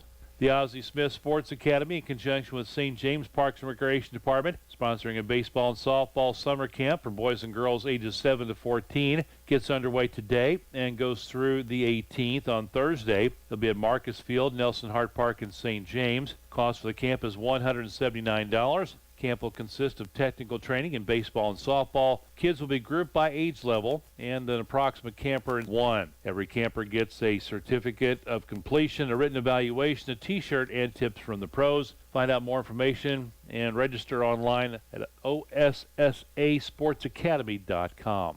The beginning of the high school sports season around the area is coming up quickly. Several football, softball, soccer, and volleyball teams will be participating in jamborees to get their season started. Sullivan is hosting a softball jamboree this Friday at 4 o'clock at the Sullivan Bank Ballpark at Sullivan High School, with Marquette and Incarnate Word coming in. They'll be in starting at 4 o'clock. And then Sullivan hosting a football jamboree Friday night at 7 with Cuba, Jefferson, R7, Herculaneum, Salem, and St. James coming to town along with Sullivan for that jamboree. The Sullivan volleyball team is hosting a jamboree with Owensville and Potosi on Tuesday the 23rd. Also St. James softball jamboree coming up on Saturday the 20th with Owensville, St. Clair, and Herman coming to town. That'll start at 9 o'clock. Regular season gets underway on Friday the 26th. Sullivan will open up with the People's Bank Back-to-School Softball Classic at Campbell Chapin Complex. Sullivan begins play on Friday the 26th at 10 a.m. as they will take on DeSoto, followed by a game against Capital City at 11:45, and then Northwest at 3:15. Bracket play continues on Saturday, and we'll broadcast several of those games from that tournament. We'll also have the opening football game on Friday night the 26th at home against Northwest at 7 o'clock.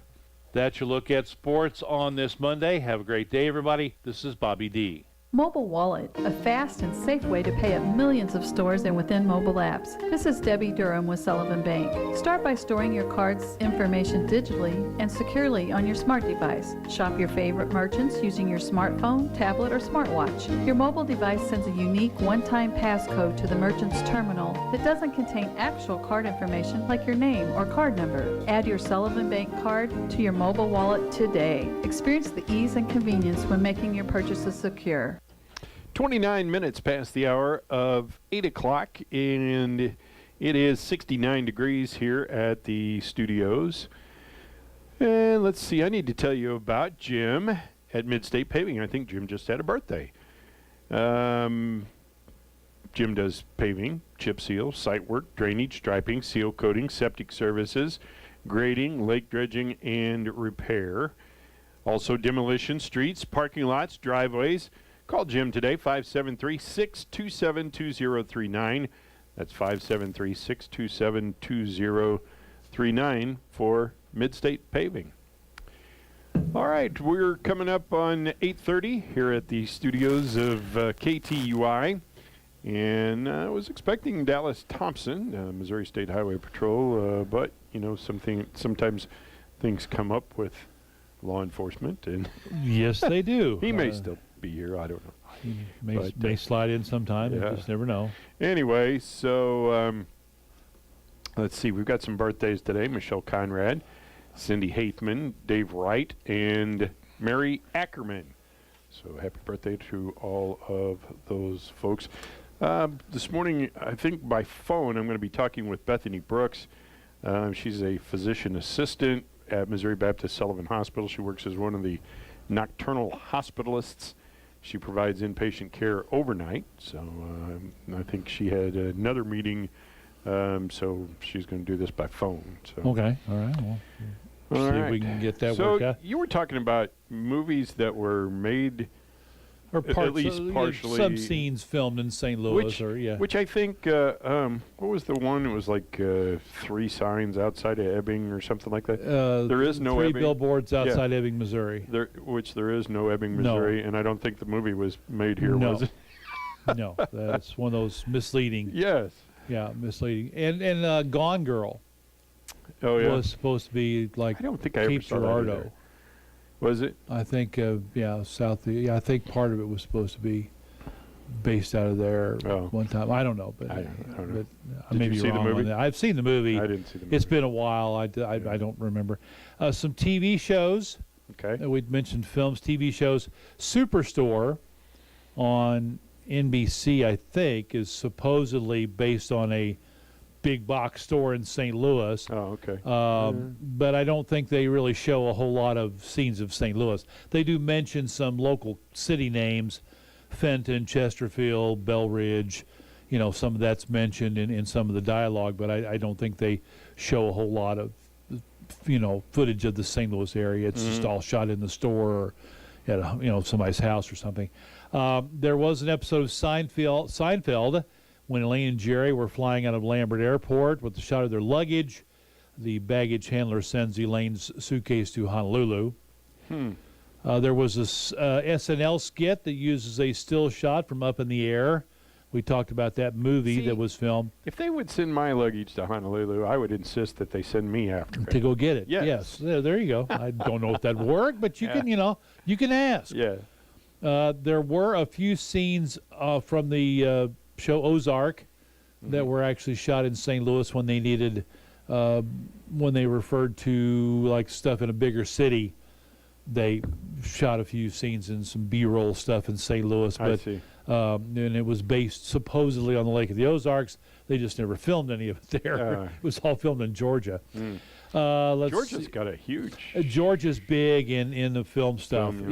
Georgia, the state of Washington, Toronto and Vancouver. Oh yeah, a lot of it's cheaper to shoot up. Yeah, it is. Canada. And in the TV show The Last Ship. It's really fairly recent. I saw. I saw the first 5 or 6 episodes. Yeah. Okay. Well, at the end of season 2, in the midst of rebuilding from the apocalypse/pandemic, St. Louis becomes Washington D.C., the national capital of the United States. I had heard that, but I didn't see that. They show some iconic scenes of the arch, the old courthouse, and they do the swearing in of the new president on the steps of the old courthouse in St. Louis. I see. Also, Modern Family was supposed to be filming an episode at the West County Center, an abandoned mall, I think, and they were going to shoot one of the actors from Modern Family was from St. Louis. Yeah, that. What's the name? Oh, I can't think of it. Yeah. Kind of the big guy who's married to the lawyer, and they have a little girl or something that they adopted. Yeah. I watched some of those episodes. I can't think of his name now. Yeah. It'll come to me later after we're done. But anyway, that's just a few of the TV show scenes that filmed in St. Louis. I think there have been some pushes over the last several years by some to get Missouri to be a little bit more proactive. Like Georgia. Attracting, TV and movie sets like Georgia and some other states. They give them a lot of tax breaks. There was money spent by the state to develop some property and we should send out flyers. Shoot movies in Missouri. As opposed to Georgia because you can't hear banjos here. Of course, that's probably not true because no, it's not. We have Branson. Yeah, you have to keep them away from there. But yeah, and I mean there have been some efforts over the years to get some more filming done here, but I just don't know there's been a strong coordinated effort. Georgia really put a big full court press on, and plus we're not abortion friendly. We're not. Well, I don't know if Georgia is either. I don't know either, but they already had, But I mean, it's hard to get. Yeah, being a more conservative state, yes. the more liberal dominated Hollywood, would probably not lean toward coming here. That's kind of why it was always a surprise that Georgia was so popular, and I think they overlooked the politics just for the financial incentives, which in turn actually benefited Georgia. I mean, once you got through some of the incentives that were given out, they still wound up making pretty good bank on it, which would be a big shot in the arm for Missouri as well. But hey, there's a lot of competition out there. Somebody in Franklin County is $100,000 richer. It's not me. Not me. Well, I don't live in Franklin County, so. Luckily, lottery player ended up with a $100,000 prize from a scratcher's ticket.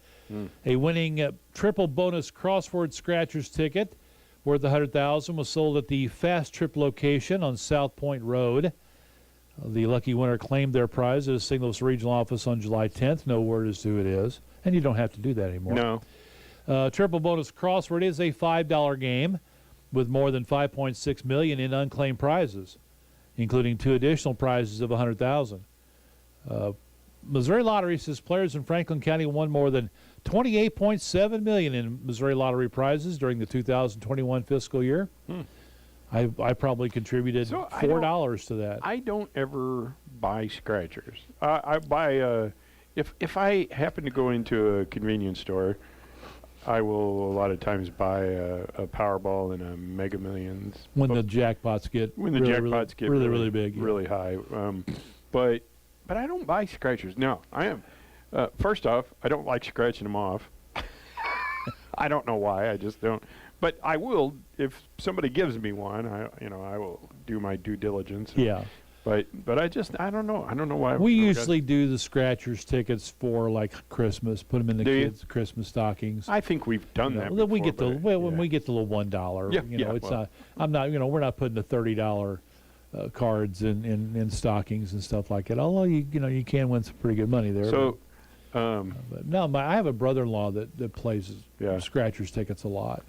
So Robert, my son, doesn't, he's not a big lottery player or something, but he and his wife, and I think this was maybe before they were married, I can't remember, but they stopped into the gas station there at Eureka. Whatever, and they went in, and Robert looked at the tray on the automatic teller machine, and there was a $20 bill laying in it. And so Robert picked it up, and he said, I took it to the desk, and I said, I found this $20 bill in the ATM, and the guy at the desk was like, there's no way for us to know who it belongs to. And Robert said, well, what should I do with it? And he goes, well, I guess it's yours. So Robert said he gave it to Jennifer, and Jennifer said, and they had another couple with them, and so Jennifer said, well, let's just buy a $20 ticket, a scratcher ticket or whatever. And so she scratched off and won $100. And so then she was asked Robert, well, what should we do with it? And Robert goes, well, I don't know, I guess give all of us $20 or whatever.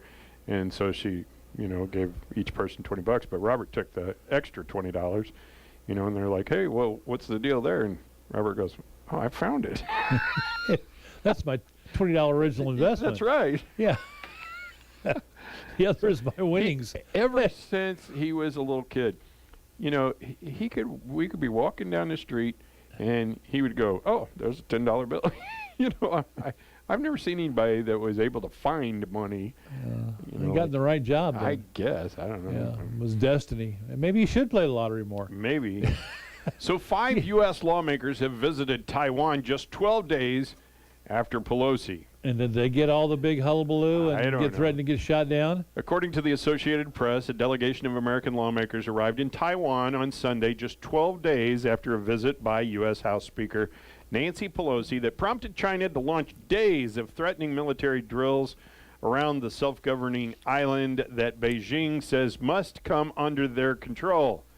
The 5-member delegation, led by Democratic Senator Ed Markey of Massachusetts, will meet President Tsai Ing-wen, or whatever, other officials, as well as members of the private sector, to discuss shared interests, including reducing tensions in the Taiwan Strait. So they want to reduce tensions, but they went to... Yeah, right after, Pelosi dodged all the threats. But obviously China wasn't too upset about them showing up because, nothing was said about it. So they were reducing tensions in the Taiwan Strait and investments in semiconductors, which we need, I guess. I read something the other day. We still have lots and lots of vehicles sitting around, brand new vehicles that didn't. Oh yeah, they don't have chips. They're still waiting on the chips. Still waiting on them, yeah. And I also read a story, and I guess this is true. I don't know. I didn't independently verify it, but that a lot of the semiconductor places in Taiwan have gone to the next generation of chips and are not going to be producing the chips that these vehicles need. I don't know. Wow. Yeah. I guess it is old technology now. So, yeah. Of course, the technology, after 2 weeks, it's obsolete. Yeah. Maybe a month. Yeah. So, well, let's see. Let me finish this and I'll tell you. Well, that's pretty much it. There's another. The Daily Wire just basically repeats the Associated Press story. No, my wife has a Cadillac. Yes. All right. So, the rear hatch on it quit working. Uh-oh. Yeah. So the key fob doesn't open the rear hatch. The button inside on the door doesn't open the hatch. I guess the audacity of Cadillac is they don't have a manual release because, it's a Cadillac and it's not going to go bad, right? Oh, yeah. No, it's always going to work. Yeah. So I looked it up on the internet, and all these people are like, well, when your rear hatch goes bad, here's what you have to do is replace this module. I was like, yeah, there's no rear release on there, or manual release, because you can't touch the little button. However, all of these people say, well, here's what you do when it goes bad. Okay, well, I was talking about the lottery, somebody having good luck. Yes. Well, here's a little bit of bad luck on the lottery side. An Oregon couple sent lottery officials a torn-up ticket after their dogs chewed it up. Oh. They wanted to check to see if it was a winner just for fun. It turned out it was. Yeah. Nathan and Rachel Lamette sent in the damaged lottery ticket with a picture of their two dogs, Apple and Jack, ages 11 months and 2 years. They said they left the ticket out, and the dogs decided that it was delicious. My husband thought it was hilarious, and someone might get a good laugh at the very least. He said, it's for sure a winner. Well, because the couple couldn't check the $3 Farrell's Gold crossword ticket themselves, and they wanted to share their story, they mailed it to lottery officials who put the ticket back together. Turns out they won $8. All right. The Lamettes couldn't believe they'd actually be getting money back despite their dog's antics. That's too funny, Rachel said. We're definitely getting more chew toys. They go through a lot. We love them, but they're crazy sometimes. Officials, of course, recommend to keep your lottery tickets out of your pet's reach so that this doesn't happen again. So instead of with school starting, my dog ate my homework, they can now say my dog ate my winning lottery ticket. That reminds me, I think some schools are getting underway, Wednesday or something like that? Or I think there may be some that are getting started this week. Yeah. Middle of the week. I think so. So watch out for the big yellow school buses. It is illegal to pass a school bus when they have their sign stop sign out. Yeah. And stuff like just and kids walking to and from school. Kids out walking to the bus stop, waiting at the bus stop. Yep. Because a lot of it will happen in darkness. Yeah, before long. So just be careful, folks. Slow down in neighborhoods around schools. There's school zones, the speed limits. Just watch out for them. The National Review. Heard of it? They may be a little, biased toward the right. I'm not. No. Yeah. That doesn't happen in media. Yeah. But they say the new reconciliation bill that Senate Democrats just passed under the almost unbelievable title of the, quote, Inflation Reduction Act of 2022 will have plenty of ill effects, including that it will extend Obamacare's premium tax credits for health care plans that cover elective abortion. The bill extends the credits through 2025 at a cost of an estimated $64 billion, unless they're made permanent in the future, a further extension of what was done under the American Rescue Plan. In short, the bill will continue subsidies for health insurance plans on the Obamacare exchanges that fund abortion on demand in violation of the Hyde Amendment. Life News says measures like the Hyde Amendment that prohibit taxpayer funding for abortions had strong bipartisan support in Congress. For decades, since 1976, the Hyde Amendment alone has saved an estimated 2.4 million babies' lives, including about 60,000 each year. Within the past 5 years, however, Democratic leaders have shifted to a more extreme pro-abortion position that includes forcing American taxpayers to pay for the killing of unborn babies in abortions. The state of Utah is seeing a surge in child support payments over the past year, and that change state to a new state law that withholds hunting and fishing licenses to people who fall significantly behind on their payments. That may be something Missouri needs to look at. I think they have. I think they've looked at it. I don't know if they've ever. I don't know. I have, let's see, State Representative Carrie Ann Lisenby says, I came up with the idea for the bill actually in talking with some of my constituents who had non-custodial partners that were overdue on child support and then going out and spending lots and lots and lots of money on hunting and fishing. She authored the bill and passed it in the law 2 years ago, went into effect 2021. The law blocks anyone from obtaining a hunting or fishing license if they are past due more than $2,500 in child support for a year. A lot of people talk about sending people to jail or prison instantly when they hear non-collection of child support or non-payment of child support. But in reality, if they're going to prison or jail, they're not working, and that's not helping solve the problem. Makes sense. This, according to the Utah Office of Recovery Services Director Lisa Stockdale, whose agency manages child support in the state. And when they get out, they have marks on their record. They have legal marks that could prevent them from getting future employment, so that's not helping either. And then there's the stigma for the children involved with their parents have had to go to jail or prison, and that doesn't help anything either. In their conversation, Stockdale encouraged Lisenby to think about creative incentives that are important to the people who owe child support but wouldn't impact their ability to support the children. Tennessee passes a bill requiring drunk drivers to pay child support if they kill a parent of a minor. I think that hunting and fishing are fairly popular in almost every state, Lisenby said. Some states have embraced the policy, including Pennsylvania. Failure to make child support for 3 months allows the state to suspend a driver's or professional license. In Utah, the data provided by Stockdale suggests child support payments have gone up since the law was put into place. As of July 1st of 2021, they blocked the hunting and fishing licenses of almost 3,000 individuals for non-payment. Those people, when we looked at it again this year during the first week of July, 494 of them had come into compliance with the law at some point during that first year. Stockdale acknowledged the law may not be the only reason that people get caught up on child support. There is really no way to 100% say that's why they're paying their support. I do want to be honest and upfront about that. But with that context in mind, Stockdale reports an increase in payments by nearly $2 million a year after the new law took effect. So some good work there. Yeah. So the state of Arizona, not waiting for the Biden administration to build a border wall on the U.S.-Mexico boundary, and instead has chosen to go it alone, erecting their own state-funded barrier to stop an unprecedented flow of illegal immigrants.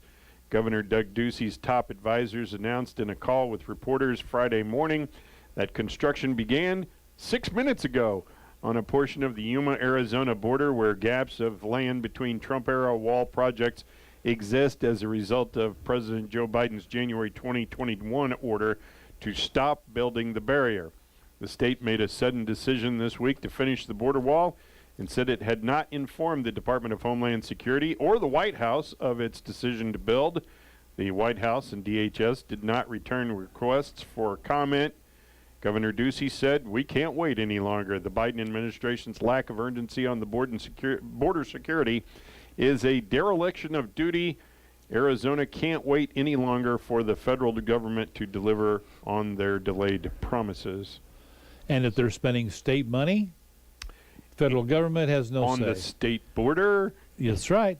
Federal government did not have any say in it and whatsoever. The Border Patrol people are down there are probably going, whew, this is going to be nice. Yeah, really. Thank you. Yeah. Where's this been? Why have you?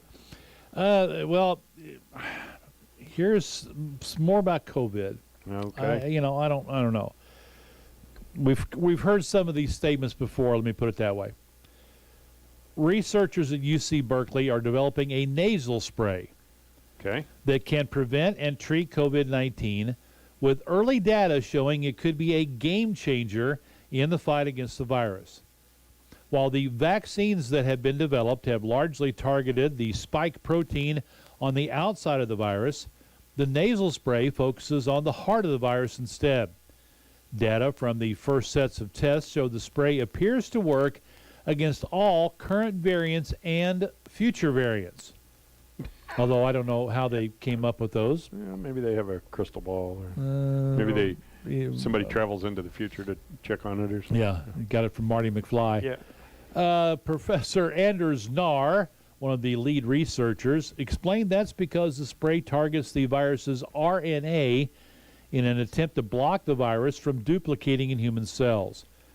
Oh, well, that explains it. There we go. perfectly. Now he goes on to say the virus is basically like a Trojan horse. It injects RNA into a cell and turns into its personal copy machine. The science behind the nasal spray works to incapacitate that copy machine. The hope, Nahr said, is that a nasal spray can make major headway in COVID-19 prevention efforts because it's easy to manufacture, ship, and store. Unlike vaccines that have to be stored at cold temperatures, a nasal spray would be able to survive at room temperatures for some time. You can basically get this to people where there is no refrigeration or freezing capacity. It might also appeal to the vaccine-hesitant population because of its easy application. Now, my thing is, I don't think a lot of people had opposition to it because it was a shot. They just didn't like they were being forced to take it and what may be in the vaccine that could harm them down the road. I didn't really ever hear anybody say, you know, I don't want to take it because it's a shot. Now, there are people who don't deal well with shots, and that's whether it's COVID-19 or flu or, you know, penicillin or whatever it might be. They just don't do well with shots. You know, so anyway, we're probably a year or two away from actually having this deployed if everything goes well.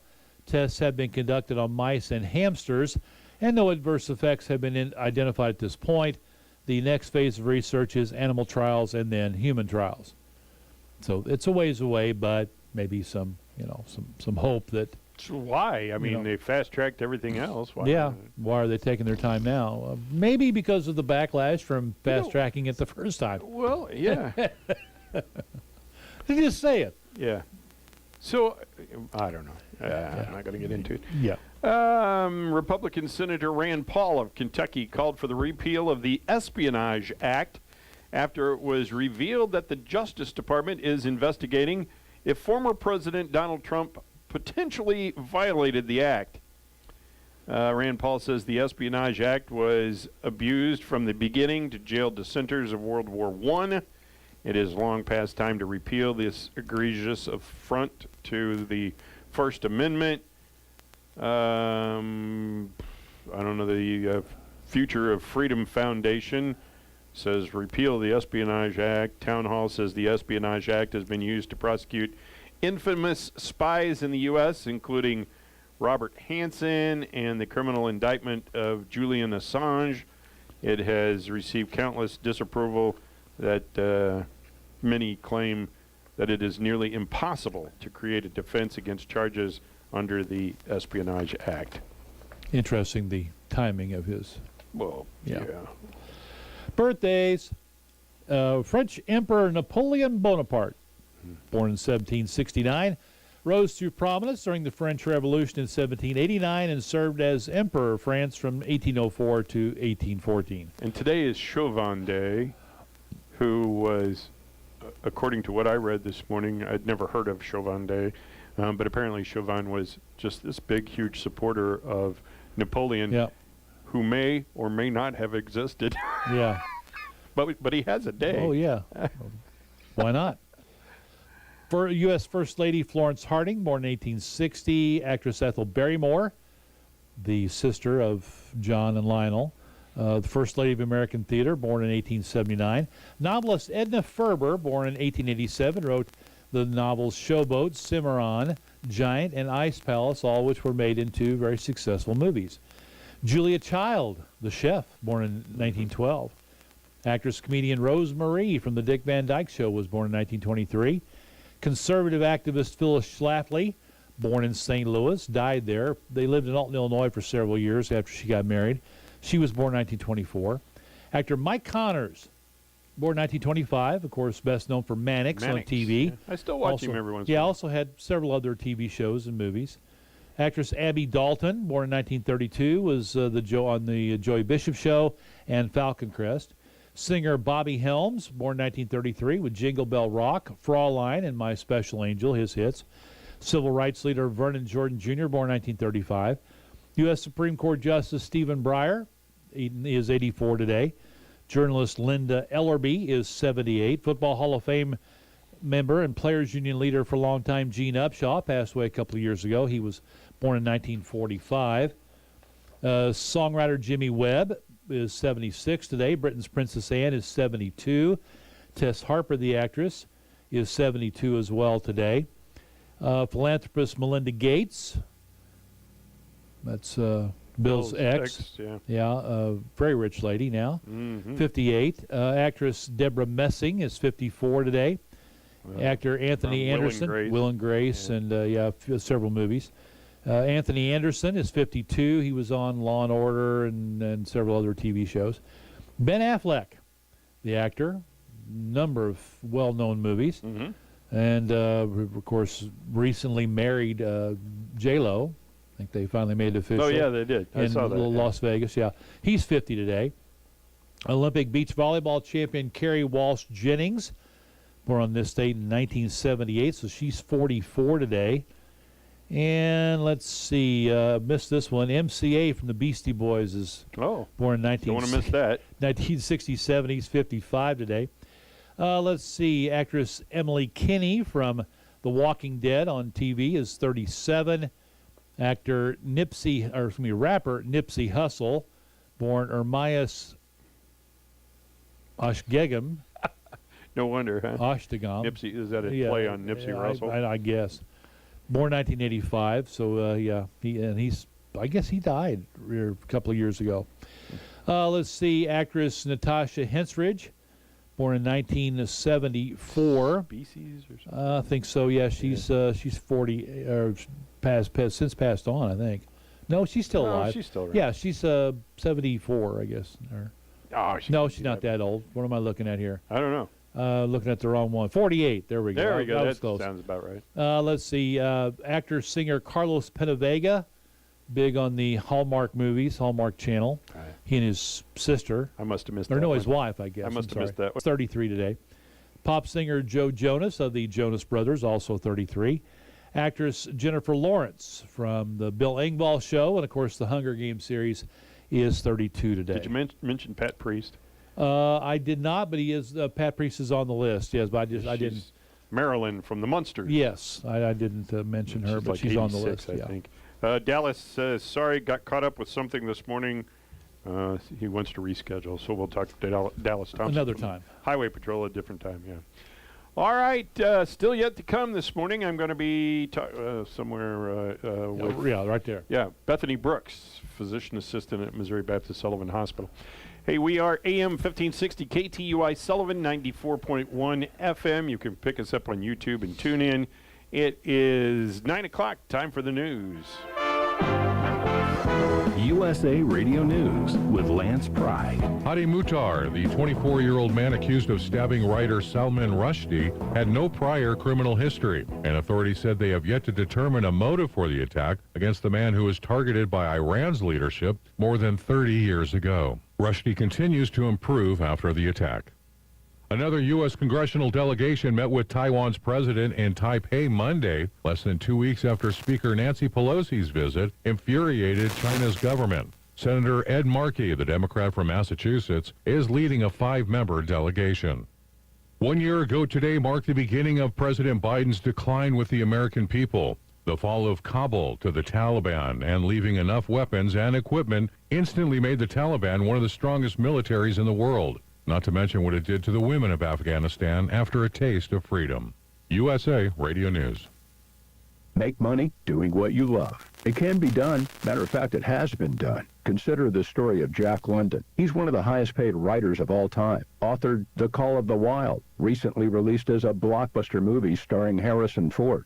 Jack grew up in a rough neighborhood in Oakland, poor, uneducated, and a school dropout. As a child, Jack fell in love with the idea of being a writer. The notion that an uneducated, dirt-poor school dropout from Oakland could someday be a published writer was insanity. You know the rest of the story, though. Jack London, writers of all time, discovered Jack's secret that allows anyone of any income or educational level to make money doing what they love. Whatever it is you love more than anything else, let's make that your prosperous living. Go right now to discoveringjack.com. That's discoveringjack.com. His secret is free. Just go to discoveringjack.com. discoveringjack.com. President Biden is expected to announce a decision regarding student loan government buyout program in the coming weeks. Student loan pause moratorium ends August 31st. Florida Republican Governor Ron DeSantis is not playing games with soft-on-crime DAs. State Attorney Andrew Warren was waiting for a grand jury to issue indictments in 2 rape and murder cases he had been working on for 3 years when he glanced down at his phone and saw an email from an attorney for Governor Ron DeSantis. He said he was suspended from his job. Not long after, there was a knock at the door. An armed major from the county sheriff's office and a man in a suit from the governor's office carrying a copy of DeSantis' executive order suspending him were looking for him. He said, essentially, the governor has suspended you and you need to leave now. So within maybe 7 minutes from getting the email, I was outside on the street, Warren said. The major offered me a ride home because they took my car. From the Gulf Coast Radio News Bureau, I'm Tony Maruso. USA Radio News. Technology lets you access a personal trainer from home, like on this exercise mirror. Less talking, more squatting. But to keep your hybrid workforce in shape, you need more than technology. And kick. And jump. You need PCs powered by Intel vPro, custom configured by CDW. Hardware-based security and remote management make it easy to protect and monitor PCs from anywhere. Wait, don't turn me off. Intel vPro makes secure remote management possible. CDW makes it powerful. Learn more at cdw.com/Intel client.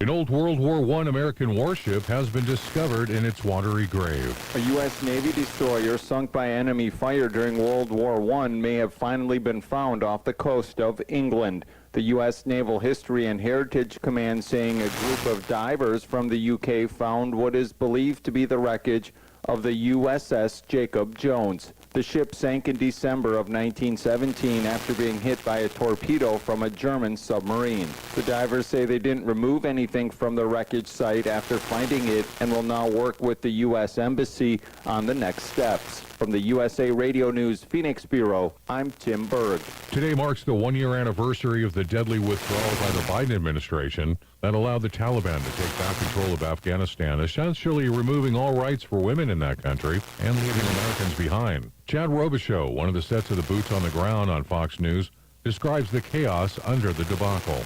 Well, certainly they were aware of what was going to happen because they were watching the influx of Taliban come in from Pakistan up in the mountains in tens of thousands, and you could watch each province fall as it went.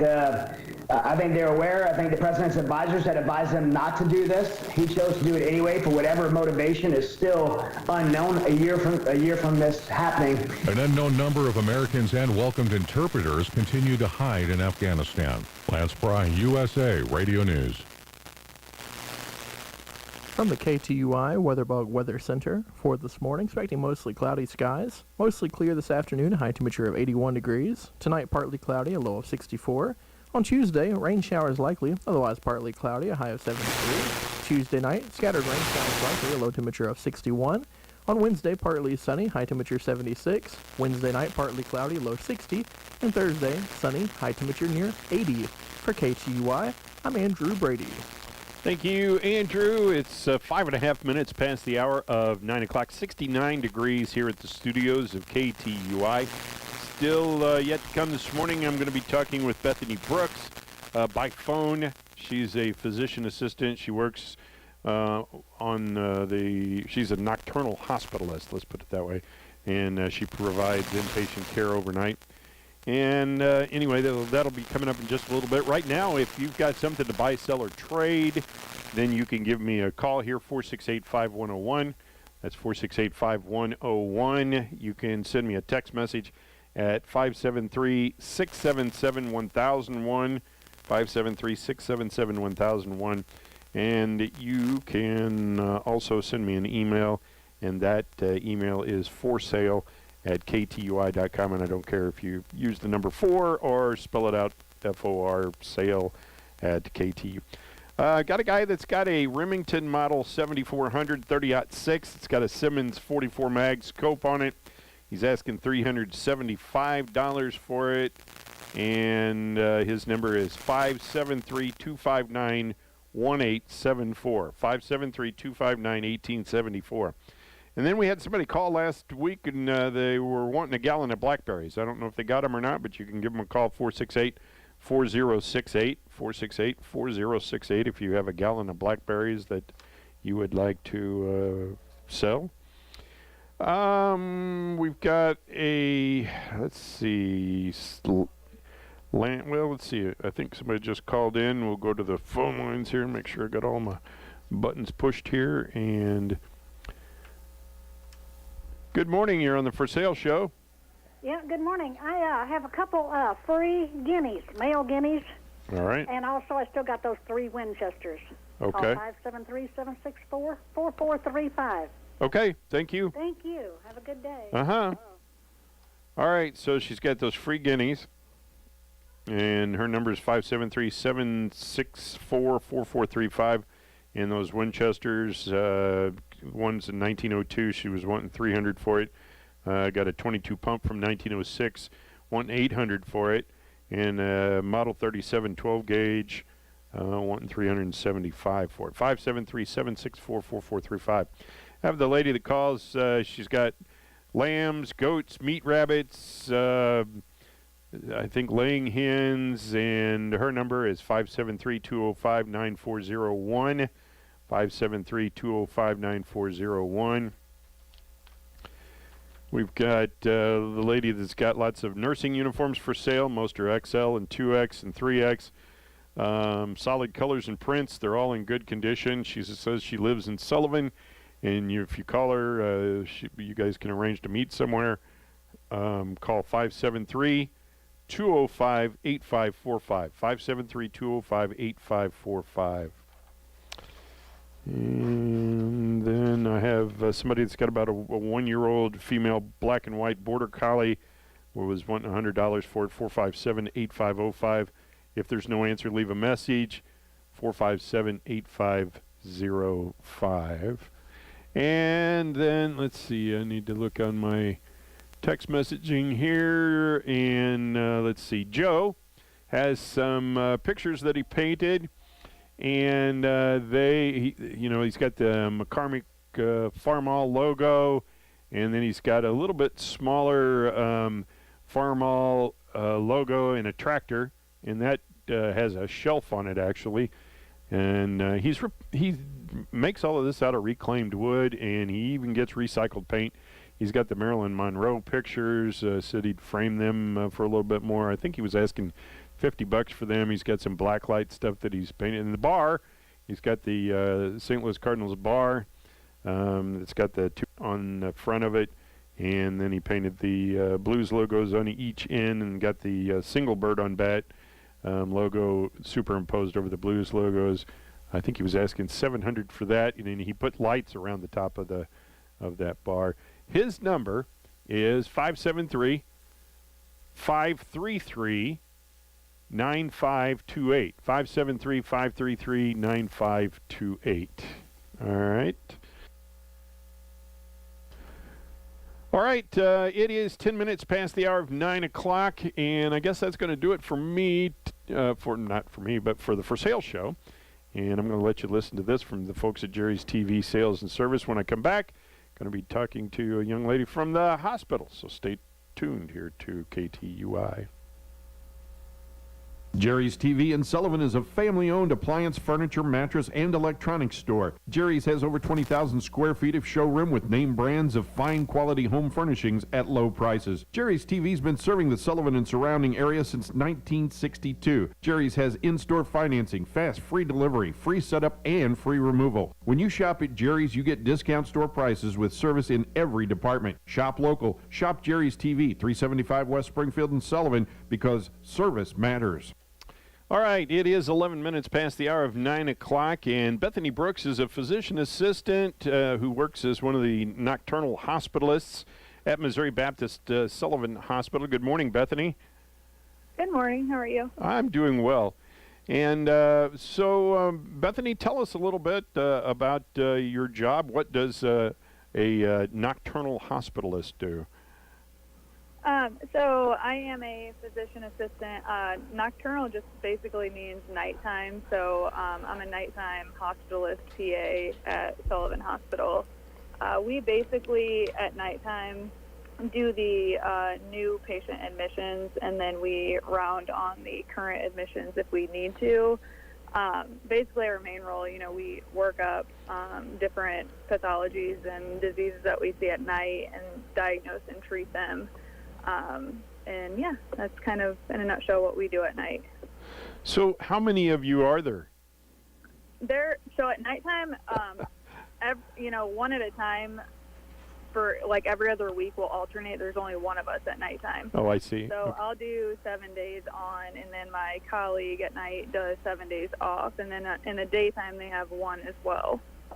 So is that? Does it take some getting used to of being, or do you stay the week you're off? Do you stay up overnight, or? It takes probably like 2 or 3 days to adjust, but I'm kind of a night owl anyway, even before I work night shift, so it wasn't too bad for me. But yeah, it does take a couple of days to adjust back to kind of a normal schedule. So, this may be self-explanatory, but when you're taking care of people overnight, what happens if there's a need for a doctor? I guess there's always somebody there on staff, isn't there? Yeah, so we collaborate with the hospitalist, like physician, if we need to. We very much do work independently, so we can, run rapid responses and order medicines if we need to. If we absolutely need the physician, we can call. A lot of times we try not to wake them up at night if we don't have to. But if we did need another physician, there is the ER doctor who will come up and help as well. So that's kind of nice to have if it's needed. So, and I don't know this, at what level of medical training is a physician assistant? So we have our master's degree. Aha. Yes. And is that a level of like nursing? Is that what it is? So we do. So you have to have your 4-year bachelor's degree, and then you have to have specific like prerequisite classes, and then a certain number of patient hands-on hours. Every program is different, but my program required about 2,000 hours before you even apply, and then you go to the PA program itself is anywhere from like 2 to 2.5 years. It just depends on which program.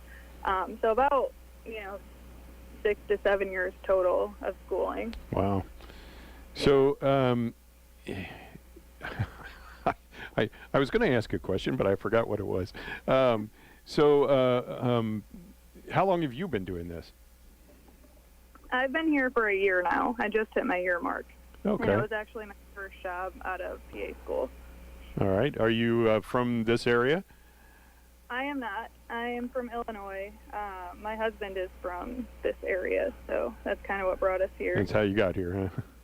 Yeah. So if you've only been here for a year, then you probably haven't noticed how much the hospital has changed in the last few years. But we really have a state-of-the-art facility now, don't we?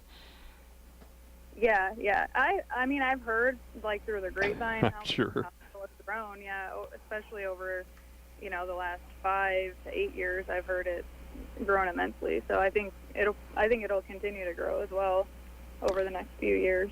Yeah, and with the rehab center moving over to their own building, I know it gave a little bit more room. Of course, they expanded the doctor's building, so Missouri Baptist Sullivan Hospital is growing to keep up with the needs of the community.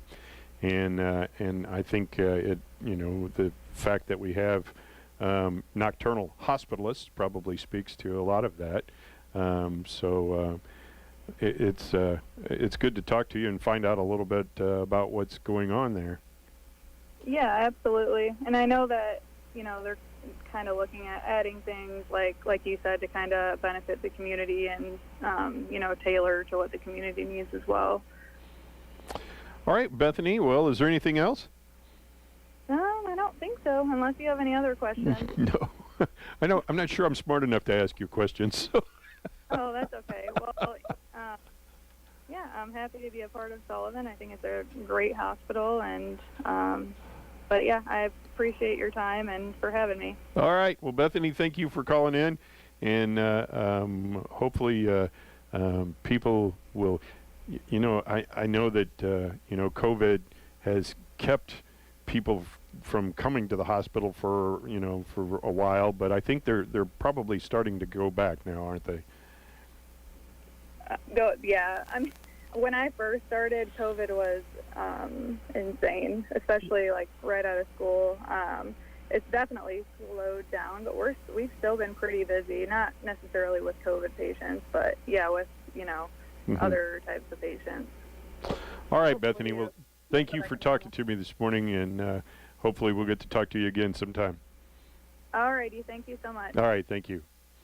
All right. That is Bethany Brooks, physician assistant she provides inpatient care overnight at Missouri Baptist Sullivan Hospital. It's 18 minutes past 9 o'clock and 69 degrees here at the studios of KTUI. And I guess that's going to do it for me here this morning on a Monday morning. And I will be back with you tomorrow morning at 6 a.m. As always, I would ask that you would please say a prayer for the leadership of our country and the men and women who protect this great nation of ours, all of the people in the Ukraine, people who work in healthcare, such as Bethany, and first responders. And let's see, find a blood drive somewhere. Go to redcrossblood.org and put in your zip code. They'll tell you where the next closest one is and hope you get signed up. And sign the back of your driver's license. Be an organ donor. Mike Gallagher is up next here on KTUI. Stay tuned. Today is the day to call my friends Mike and Brian and the team at Fellowship Home Loans and figure out a way to escape the never-ending battle. I want you to take equity out of your home. Lock in that interest rate right now and start the conversation at Fellowship Home Loans. They can help you weather the storm. Call 800-510-MIKE, 800-510-6453. They help me with a highly complex refi. They'll help you too. Don't put this off. Call Fellowship Home Loans at our special number, 800-510-MIKE, 800-510-6453. Or online, fellowshiphomeloans.com/MikeG. You do have a friend in the mortgage business. It's Fellowship Home Loans. Intercontinental Capital Group, DBA Fellowship Home Loans, Equal Housing Opportunity Lender, MLS number 60134. Balance of Nature's fruits and vegetables in a capsule, changing the world one life at a time. Kind of immediately felt a little bit of an energy difference. The one thing I noticed about this is, to me, it seems like I was retaining this stuff, not just getting rid of it. Exceptional. They really, really are. That's why I was nice enough to give mine away, and I shouldn't have. But I did. I was being a nice person when I did this. I love them. Just amazing. And, and again, it's speaking from somebody who's not a good fruit and vegetable eater. My mom was good at getting them in me, and I loved them. But as an adult, I don't know why I don't take the time to buy them, chop them up, eat them, and all that anyway. But I don't. So I think it's a great product, and I really want to keep taking them. Start your journey to better health with Balance of Nature right now. Call 1-800-246-8751 or go to balanceofnature.com to get free shipping. And don't forget to get 35% off your first preferred order by using discount code MikeG. The cost of food and gas is skyrocketing. The stock market is in steep decline, leaving Americans to live paycheck to paycheck while seniors struggle on fixed income. Well, now is not the time to panic, but it is the time to act. And here's what you can do. Join AMAC, the Association of Mature American Citizens, directly impacting your spending and supporting conservative causes. All of us can join. Anyone can join. Go to GallagherForAMAC.com. 2.3 million freedom-loving Americans are members of AMAC. I'm proud to be an honorary lifetime member. Join or renew your membership today so you'll receive countless benefits like discounts on travel, restaurants, cell phone service. AMAC, the Association of Mature American Citizens, does much more than just offer senior discounts, too. Membership helps support their nonprofit AMAC Action, which takes the challenges against our Constitution and freedom straight to Capitol Hill. AMAC cares about America, and they care about you. So join today. Go to GallagherForAMAC.com. That's GallagherForAMAC.com. Mike Gallagher. Ready for a change of scenery in the new year? The best place to start is your own home. If you haven't tried Blinds.com, now's the time to start the year fresh with new window treatments at a great low price. Save on everything at Blinds.com, including blinds, shades, interior shutters, and even outdoor shades. Whether you're looking for blackout shades or that perfect glow, choose from a beautiful array of options customized just for your home. It's easy to order online with free shipping and a guaranteed perfect fit, whether you DIY or have them handle the install from start to finish. Do not wait to save. Enjoy a brand new view all year long.